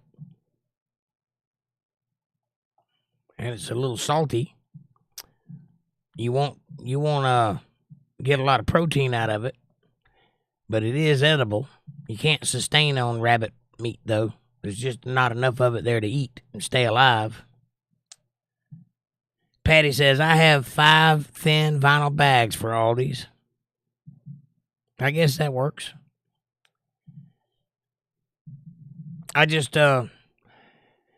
have a problem shopping at a store that everything in the store is in a plastic container. Everything. Things that don't need to be in plastic containers are in plastic containers. And they won't give me a bag because they're trying to save the environment. That bothers me. Amanda says, yep, on Danny Doctor in Fort Myers, on Danny Drive in Fort Myers, Aaron, wherever Danny Drive is. Aaron says, that's not there anymore. Well, there you go. Aaron says, Ollie's is there now. That's like a department store, ain't it? Like Big Lots. Amy says, I haven't stopped at Walmart in years. I haven't either, come to think of it. I go there occasionally when I need something, but it's been a long time. I don't care for the whole Walmart experience, especially late at night. But it is true that you'll see things at Walmart that you won't see anywhere else in the world. You about have to go to a Waffle House to experience anything like it. Amanda says, I shop at Walmart weekly online and have it home delivered. Well, that's not the same thing as going to Walmart. And at least half the time they get your order wrong or forget things or bring things that you didn't order. So I'm not sure the experience is any better online. Aaron says, that plaza is off Colonial. What used to be a Piggly Wiggly's? Amanda says, oh, well, they're on every corner in Central Florida. Oh, Amscott is what you're talking about. Gotcha. Aaron says, they put those tall poles on the cart in some places, and when you get too far, they lock. That's interesting.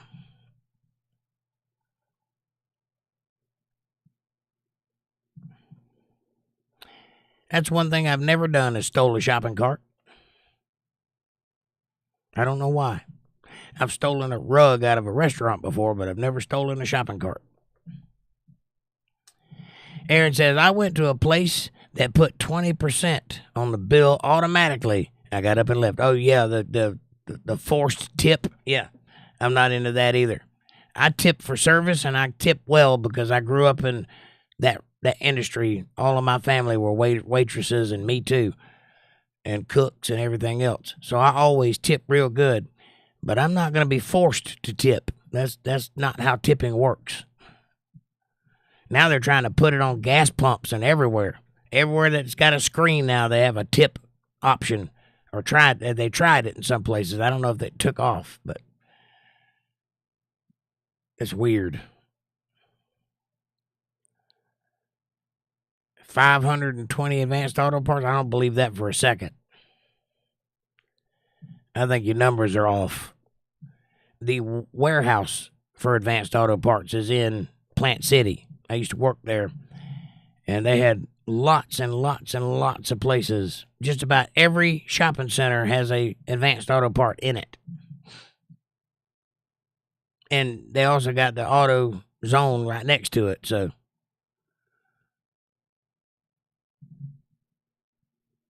Patty says Aldi's and Trader Joe's are brothers, I think. They split, and I think they're German or Swiss. Probably. They're all uppity. And Trader Joe's is like one of those woke environments. You're liable to get, it's liable to be easier to buy coconut milk there than it would be to buy a gallon of whole milk. If that made any sense. It made sense in my head, but it didn't work out. Aaron says they have payday advance for that here, and they make you pay back $5.55. You mean 55%? Yep, 55%. Caviar. That's the word I was looking for. Caviar. Yep. Thank you, Rich and John and Aaron and Amy. The old caviar. It's gross. Escargot or mahi. I don't eat things like that. I don't eat things I can't pronounce or don't recognize on sight. Amanda says, I don't like seafood or fish. Only like fried shrimp. Well, newsflash, honey, that's seafood.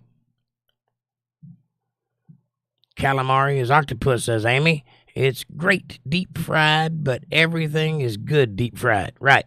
But it's also like rubber, and the more you chew it, the thicker it gets. Squid or squab. Squab. Who here's ever had squab? I've never eaten it. Aaron says, tastes like fish oil pills for Walgreens, right? It kind of does.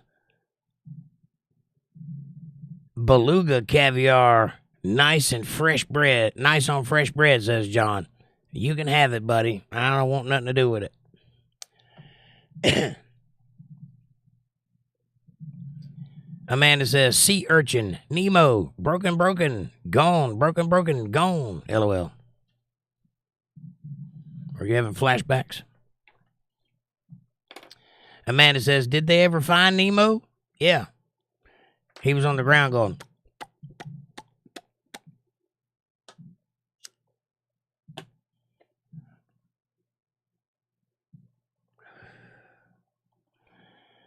Aaron says, yep, Ollie's kind of like Kmart's. Right. Yeah, we've got a thing here called Big Lots, which is basically like that. That's probably everywhere. I don't know. Amanda says, last time we went to Walmart was Christmas or Bella's birthday, right? Mm-hmm. I remember that now. Bella's my niece. She's like turning 2 this year. Amanda says, yep. Amy, LOL, yep. Aaron says, Amy, Nemo was last seen touching a butt underwater, LOL. Interesting. DJ says, in Britain, we have a pound shop. Everything's a pound. Coffee and all household items. Yep. We call that the dollar store. Same thing. And nothing in there is actually $1. We got the dollar store, the Dollar General, and the Dollar Tree, none of which sells things for under $1.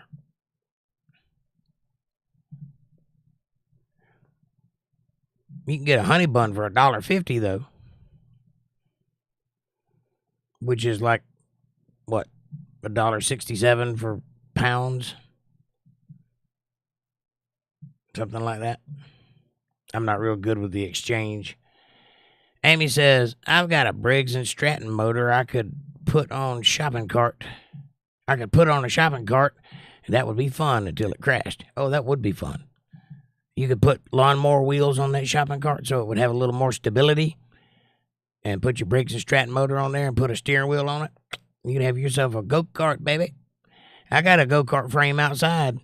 I've been planning on or I did plan on building it for my kids, but they disappeared on me, so I didn't get a chance to do that. But it's one of them low-to-the-ground wide ones, like they used to ride around. You see somebody spinning out in your backyard, you know, those kind. And I've been tempted to put a motor on it and ride it around, but I really ain't got no place to ride it. But that would be fun. I'm into that kind of thing. You ever, down in Florida, they have those things called lawnmower races where they soup up their lawnmowers. They take the governors off of them and make them go like 50 miles an hour and stuff. It's pretty cool.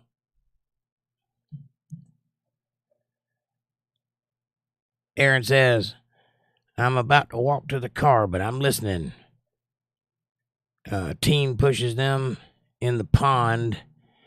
It used to drive me crazy. Really? Shopping carts?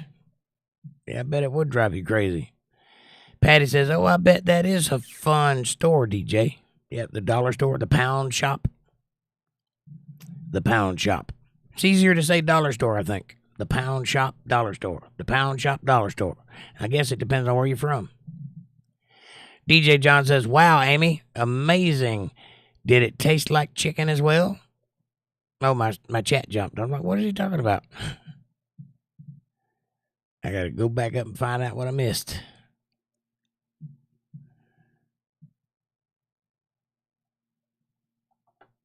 Amanda says, it's Advanced, AutoZone, and O'Reilly's. O'Reilly's Auto Parts. I remember that place. I like O'Reilly's. Amanda says, now that would still be fun, Amy. Riding a grocery cart with a motor? Hell yeah. Or a bicycle with a motor. I built one of those one time. I bought a little, I don't know, I guess it was 80 cc's, little motor from China. And I mounted it on a big old beach bike, put a chain on it. It was hard as hell to crank up because you had to drive it to crank it, jump it off kind of. But if you get that thing cranked up, it would move. We'd go about 30 miles an hour, 45 miles an hour, something like that, on a bicycle. That's pretty cool. It got stolen. My cousin stole me. I left my house for a while, and when I came back, a lot of things were missing. That was one of them. Amy says, do not fall into that payday loan trap. The interest is ridiculous. It is true. But if you're in a pinch, you do what you got to do. But I would prefer not to involve myself in usury at all. I much prefer to pay cash for everything. Problem is making cash. I don't make a whole lot of money in my job, as you can see. But occasionally I have a good night, and that's better than nothing. But sometimes you got to borrow money, especially when you have surprise days off. But they don't have that here anyway that I've seen. They might have a payday loan thing, but they don't have the title loan like they did in Georgia.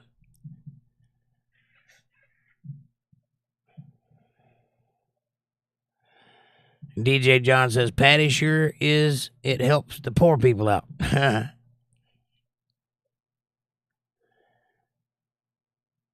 think it was Amy that said that.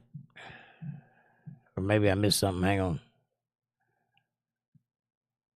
Oh, the store is fun. Helps the poor people out. I got you. Aaron says 422. So 442 is what I got for AutoZone in Florida. That's crazy. I thought there'd be over 1,000 of them. There must be a lot of places that don't have auto parts stores. They're everywhere here. Like every corner has an AutoZone on it. Just about it. Aaron says, I've done it, Amanda. I'm blessed to say I am out of that. I remember it was a nightmare. I used to cry every 2 weeks and give them whole checks. Oh, yeah.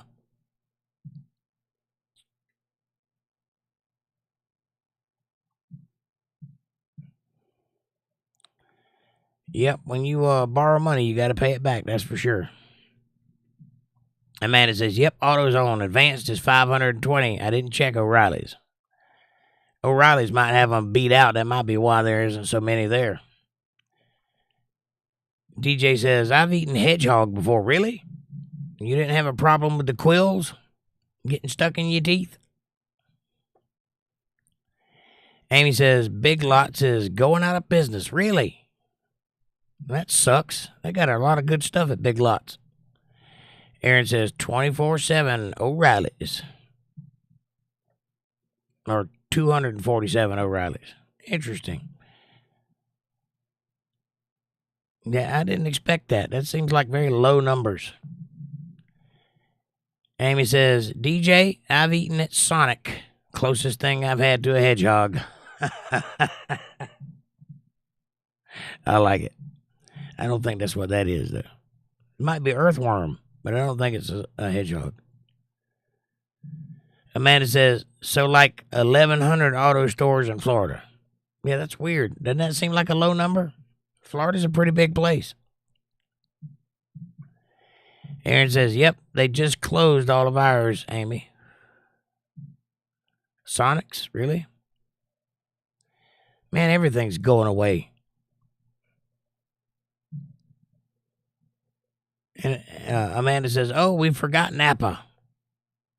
We got one of those here, too, but it's tucked away out of sight.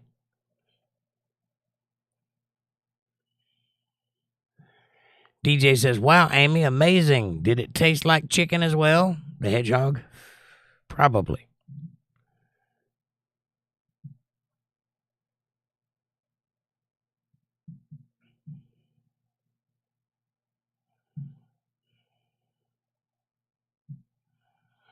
What it is. Build it for yourself, says what it is. Yes, sir. How are you, buddy? Aaron says, Sonic the Hedgehog, LOL. What it is says, down at the pound shop. Yeah. So that means something different here, DJ, than it does where you're at. If we have a pound shop here, we're kind of hoping it's at the corner of Pound Town. Go to Pound Town, go to the pound shop. You know what I'm saying? Pound it. Amanda says, hi, what it is. And Aaron says, 5,634 Napas, I'm assuming, in Florida. And that would be the answer to why you don't have any auto zones. Aaron says, pound shop sounds like a gentleman's club, right? That's what I'm saying. It has a different meaning here. Amy says, everything in the Dollar Tree is $1.25 now, plus they have $3 and $5 items. It made me mad. You can't sell it. Huh? That's auto parts stores in general. Oh, auto parts stores in general. Got it. You can't sell it at the Dollar Tree anymore. Or you can't call it the Dollar Tree anymore. Right. Well, I don't think they ever had any dollar items. Or I don't remember them ever having any. Maybe they might have had a rack that had dollar items on it. But pretty much everything's at regular price. Amanda says, geesh, take up stock in auto parts stores, right? Amy says, LOL, Aaron. Aaron says, do yours have the dollar plus aisle, Amy? Dollar plus aisle? Ours do now that ours do now, and that aisle is more. Yeah, more than $1. Yeah, it's all a scam. What it is says, hello, Amanda, and to all. Hello, what it is. DJ says, Aaron, that's 30-pound happy hour. Ha ha. 30-pound happy hour. Amy says, yep, but the more expensive items are mixed in with the dollar stuff, too. Aaron says, facts, John. Only happy for an hour that they're broke.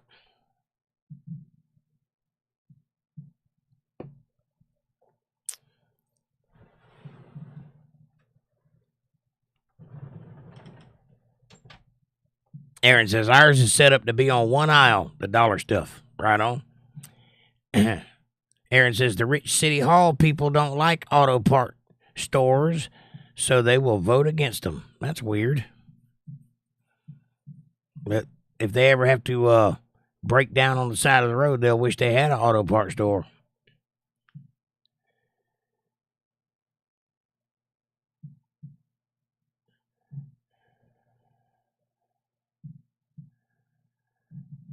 DJ John says, Jake, you roll it in clay or mud and then cook it in fire. I don't know what we're talking about. Hedgehog? That's weird. I think I know what you're talking about. Amy says, have you ever eaten turtle? Yes.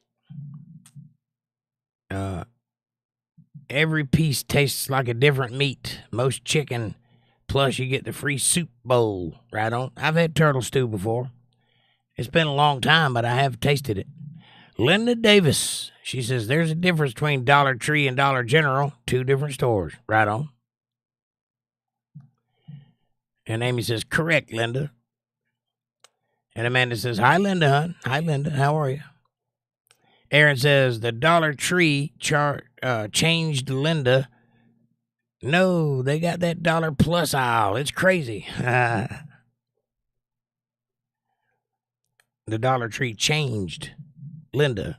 They got the dollar plus aisle now. It's crazy. Got it. Aaron says, I spent today with my daughter. It was great. That's fantastic. How old is your daughter? Mine is 21. About to turn 21 in December. She's 20 now. She's 21 now. She's going to turn 22 in December. Amanda says, awesome, Aaron. And Linda Davis says, Aaron, I noticed that the other day it went from $1 to $1.25, and now they're looking more like Dollar General.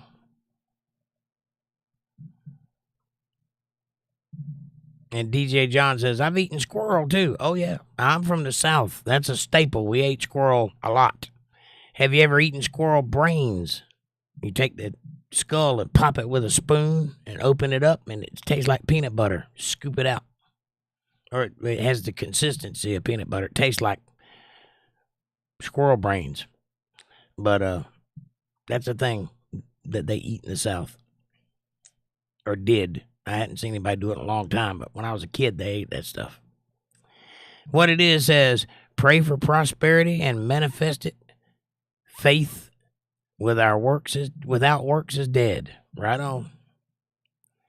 You got to pray for something, buddy. Amy says, my daughter will be 34 this month. Wow. Aaron says she's 15. Wow. That's a tough time to be a dad right there. That teenage year stuff, that's tough. You got to be strong. Aaron says, she's in the other room. I called her to come over here. Hello, Aaron's daughter.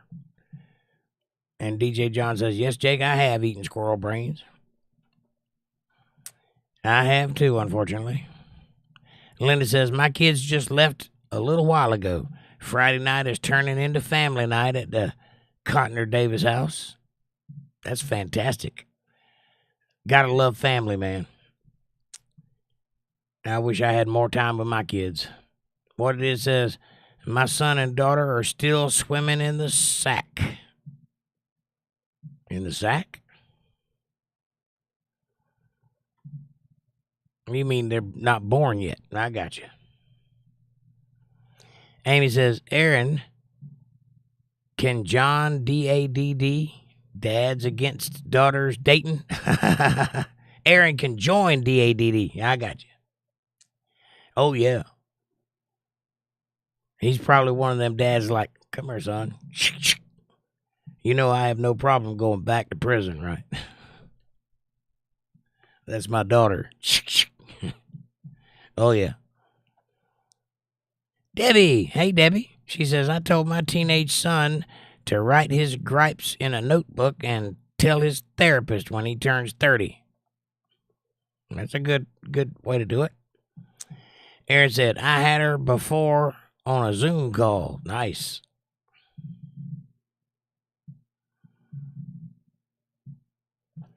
Amanda says, LOL, what it is. And Amy says, hi, Debbie.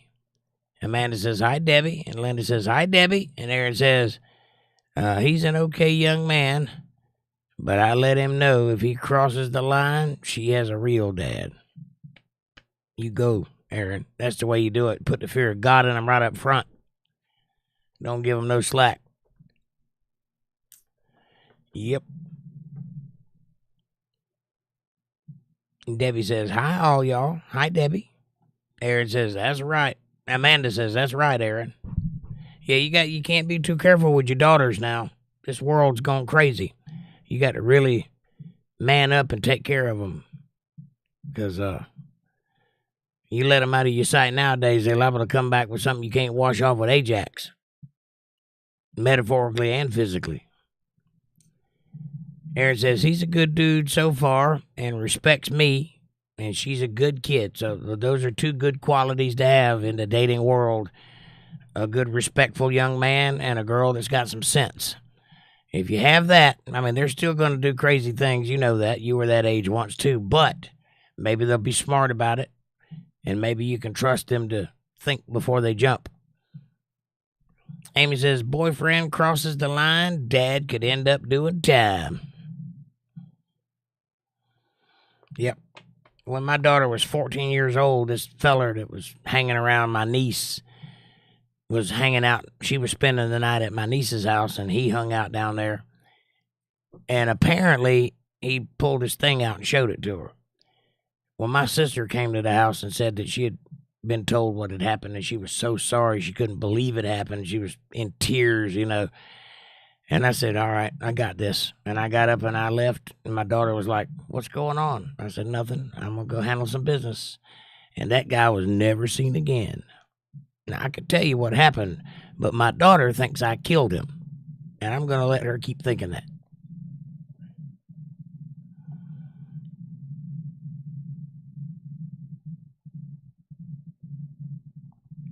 Aaron says, with a smile, Amy.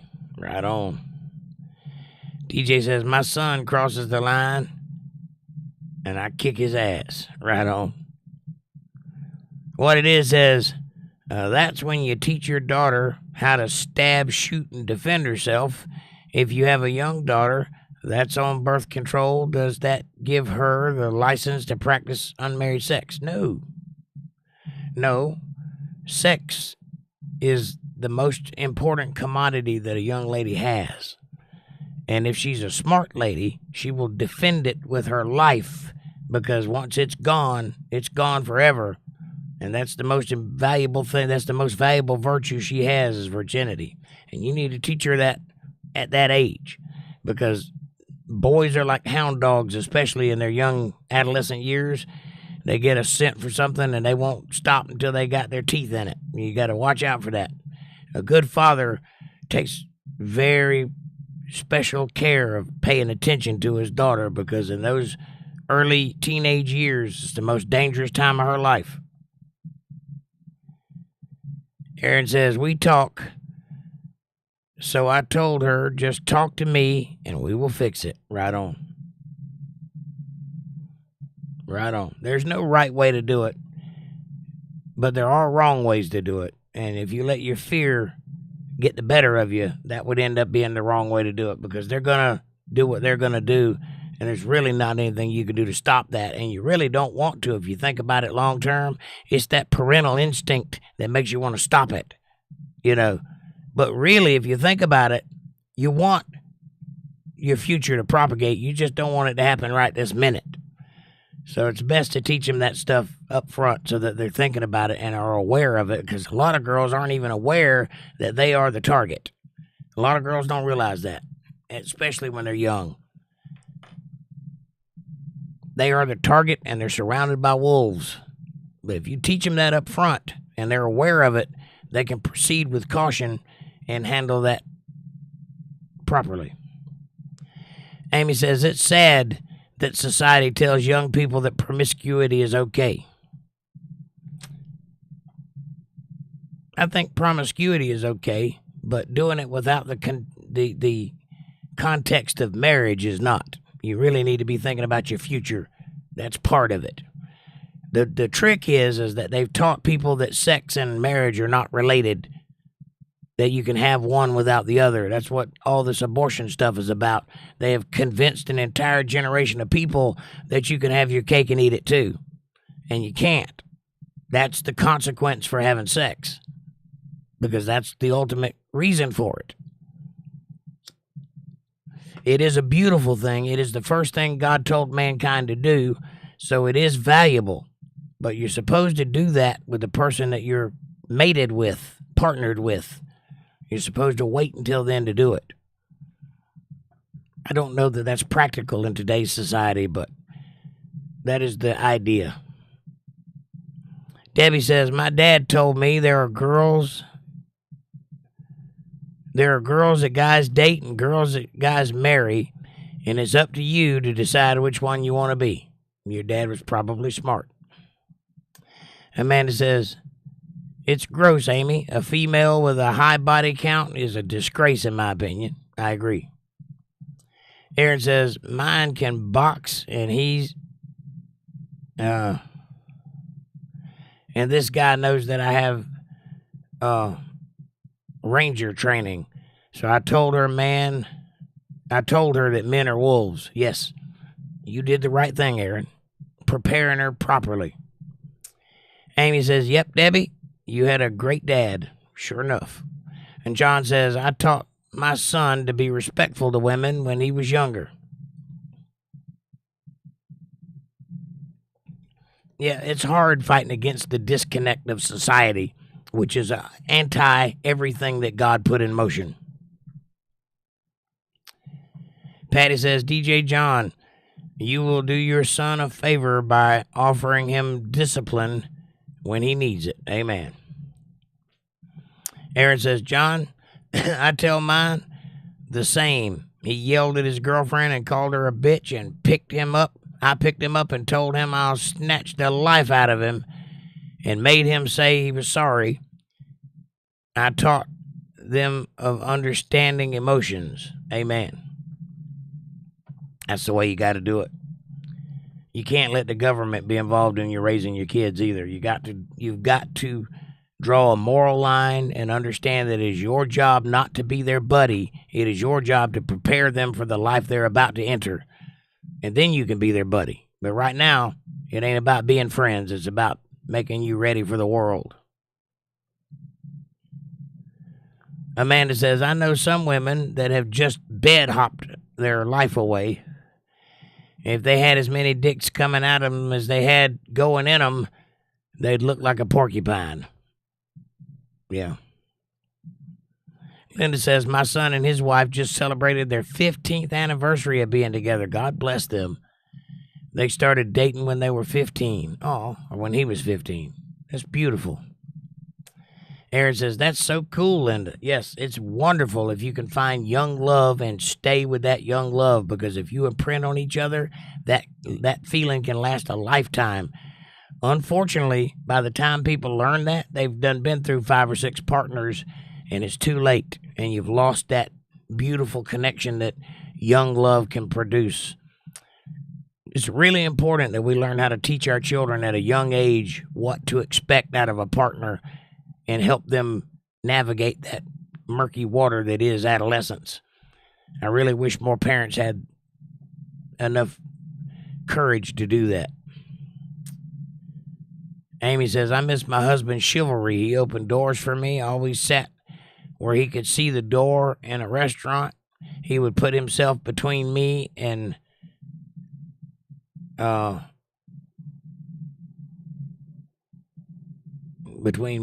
danger, I assume.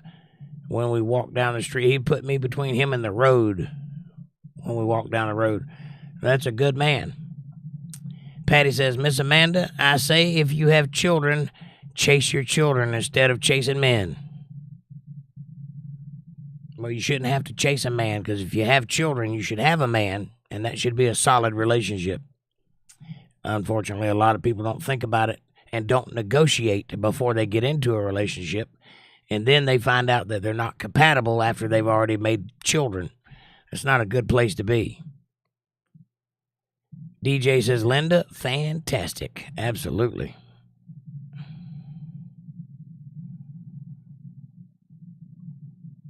Amanda says, yes, Patty. And Aaron says, Amy, real men do that.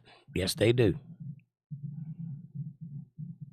Aaron says, I do the same. It's sad. It's a lost art. It seems to be. Seems to be that men have just given up and women have just become feminists. I don't think that's going to work out. If you look at the birth rate in this country, it is scarily low. It's so low, in fact, we might not have a future. I mean, people age out. There might not be enough to replace us going into the future. That's not a good place to be. But it's our own fault. Our country has pushed ideals that have made that possible. It didn't used to be that way. So I guess we'll see what happens.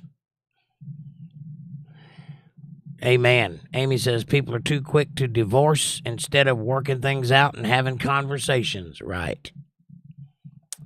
People have taught them that was an option. That's why. If you're under the impression that it's not an option, and unless you got a guy that beats on you or is just completely useless, you need to work out your issues. You're married. You're an adult now. It's not about you anymore. It's about your family. So whatever issues you or he has, you need to sit down and work that out and figure out a compromise and stop the nonsense. But a woman should absolutely follow the lead of her man. If he says, she should do. And that's all there is to that. That being said, a woman should never follow a fool. If you have a man that doesn't earn your honor, that doesn't live up to being worthy of being followed, you should not follow him. Don't follow a moron. Don't follow a fool, and don't follow somebody that would abuse you.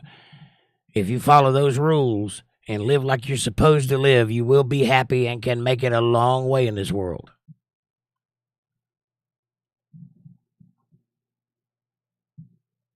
What it is says, make sure they know what equally yoked means. Amen.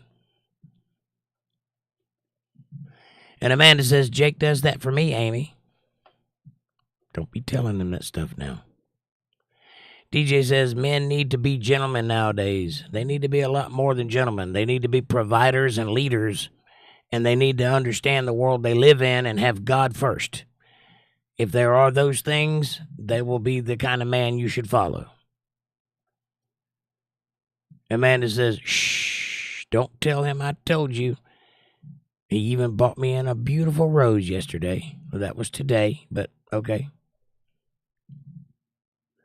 I think might have been yesterday. Who knows? Patty says, yes, what it is. Yesterday. Was it yesterday? Yeah. Okay. I stole it too. Stolen roses are more valuable because I risked my life for that rose. The owner could have walked out and saw me cutting it at any moment.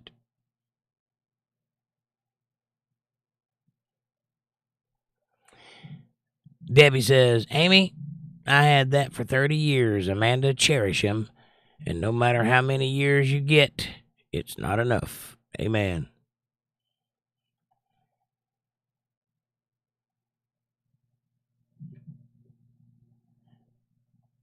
And Patty says, tenacious rectum.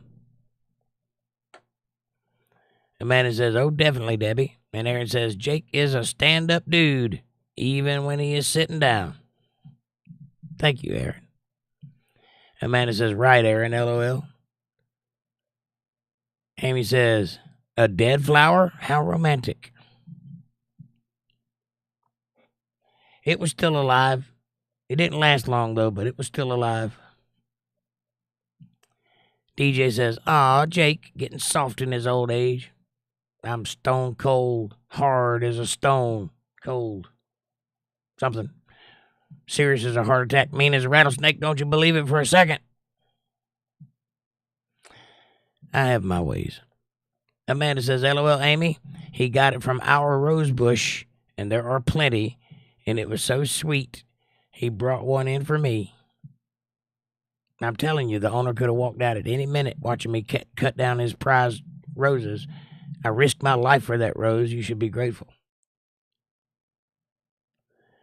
It says, that's why Jake's my trusted brother for life. God bless you, Aaron. I appreciate you, man. Amy says, you missed what it is his comment about the soda can. It's a good comment. I did, didn't I? I have to go back and find it.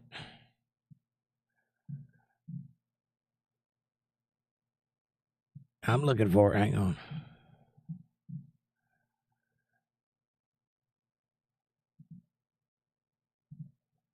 How far back was it?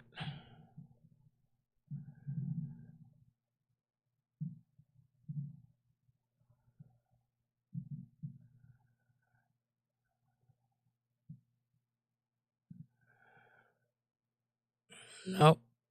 I don't see it.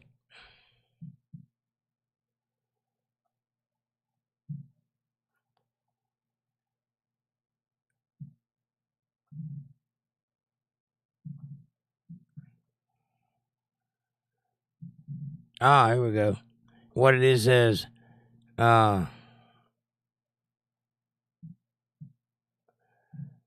do want a can of soda half drank or a can that is half that has never been opened? Do you want a can of soda that is half drank, or do you want one that's never been opened? I agree. You want one that's never been opened.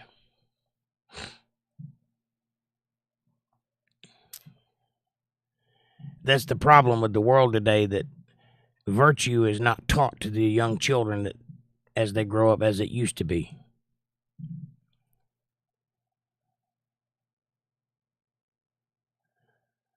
Patty says, DJ John, are you from England? And Amanda says, it's better than Salt Rock, LOL. Debbie says, so Amanda is the beast and Jake is the beauty? Ha ha ha ha.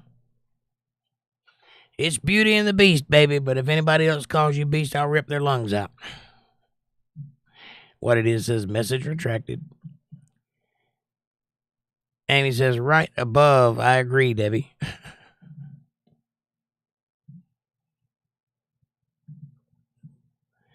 No. Amanda says, LOL, Debbie. And John says, yes, Patty. All right. It's pushing 11 o'clock and I need to go to bed. I'm starting to go cross-eyed on you. And I'm out of coffee, so I got to do something. Anyway, I had a good time tonight. I enjoyed the conversation. I do appreciate you all. Thank you for being here on a Friday night. I will see you tomorrow night for some politics. We'll get crazy and wild and get into some kind of argument. I hope you all have a great Friday evening and enjoy the nice weather we're having. Kevin Bernard says, stopping by to give a thumbs up. Thank you, Kevin. God bless you, sir. Amy says, good night. See y'all tomorrow.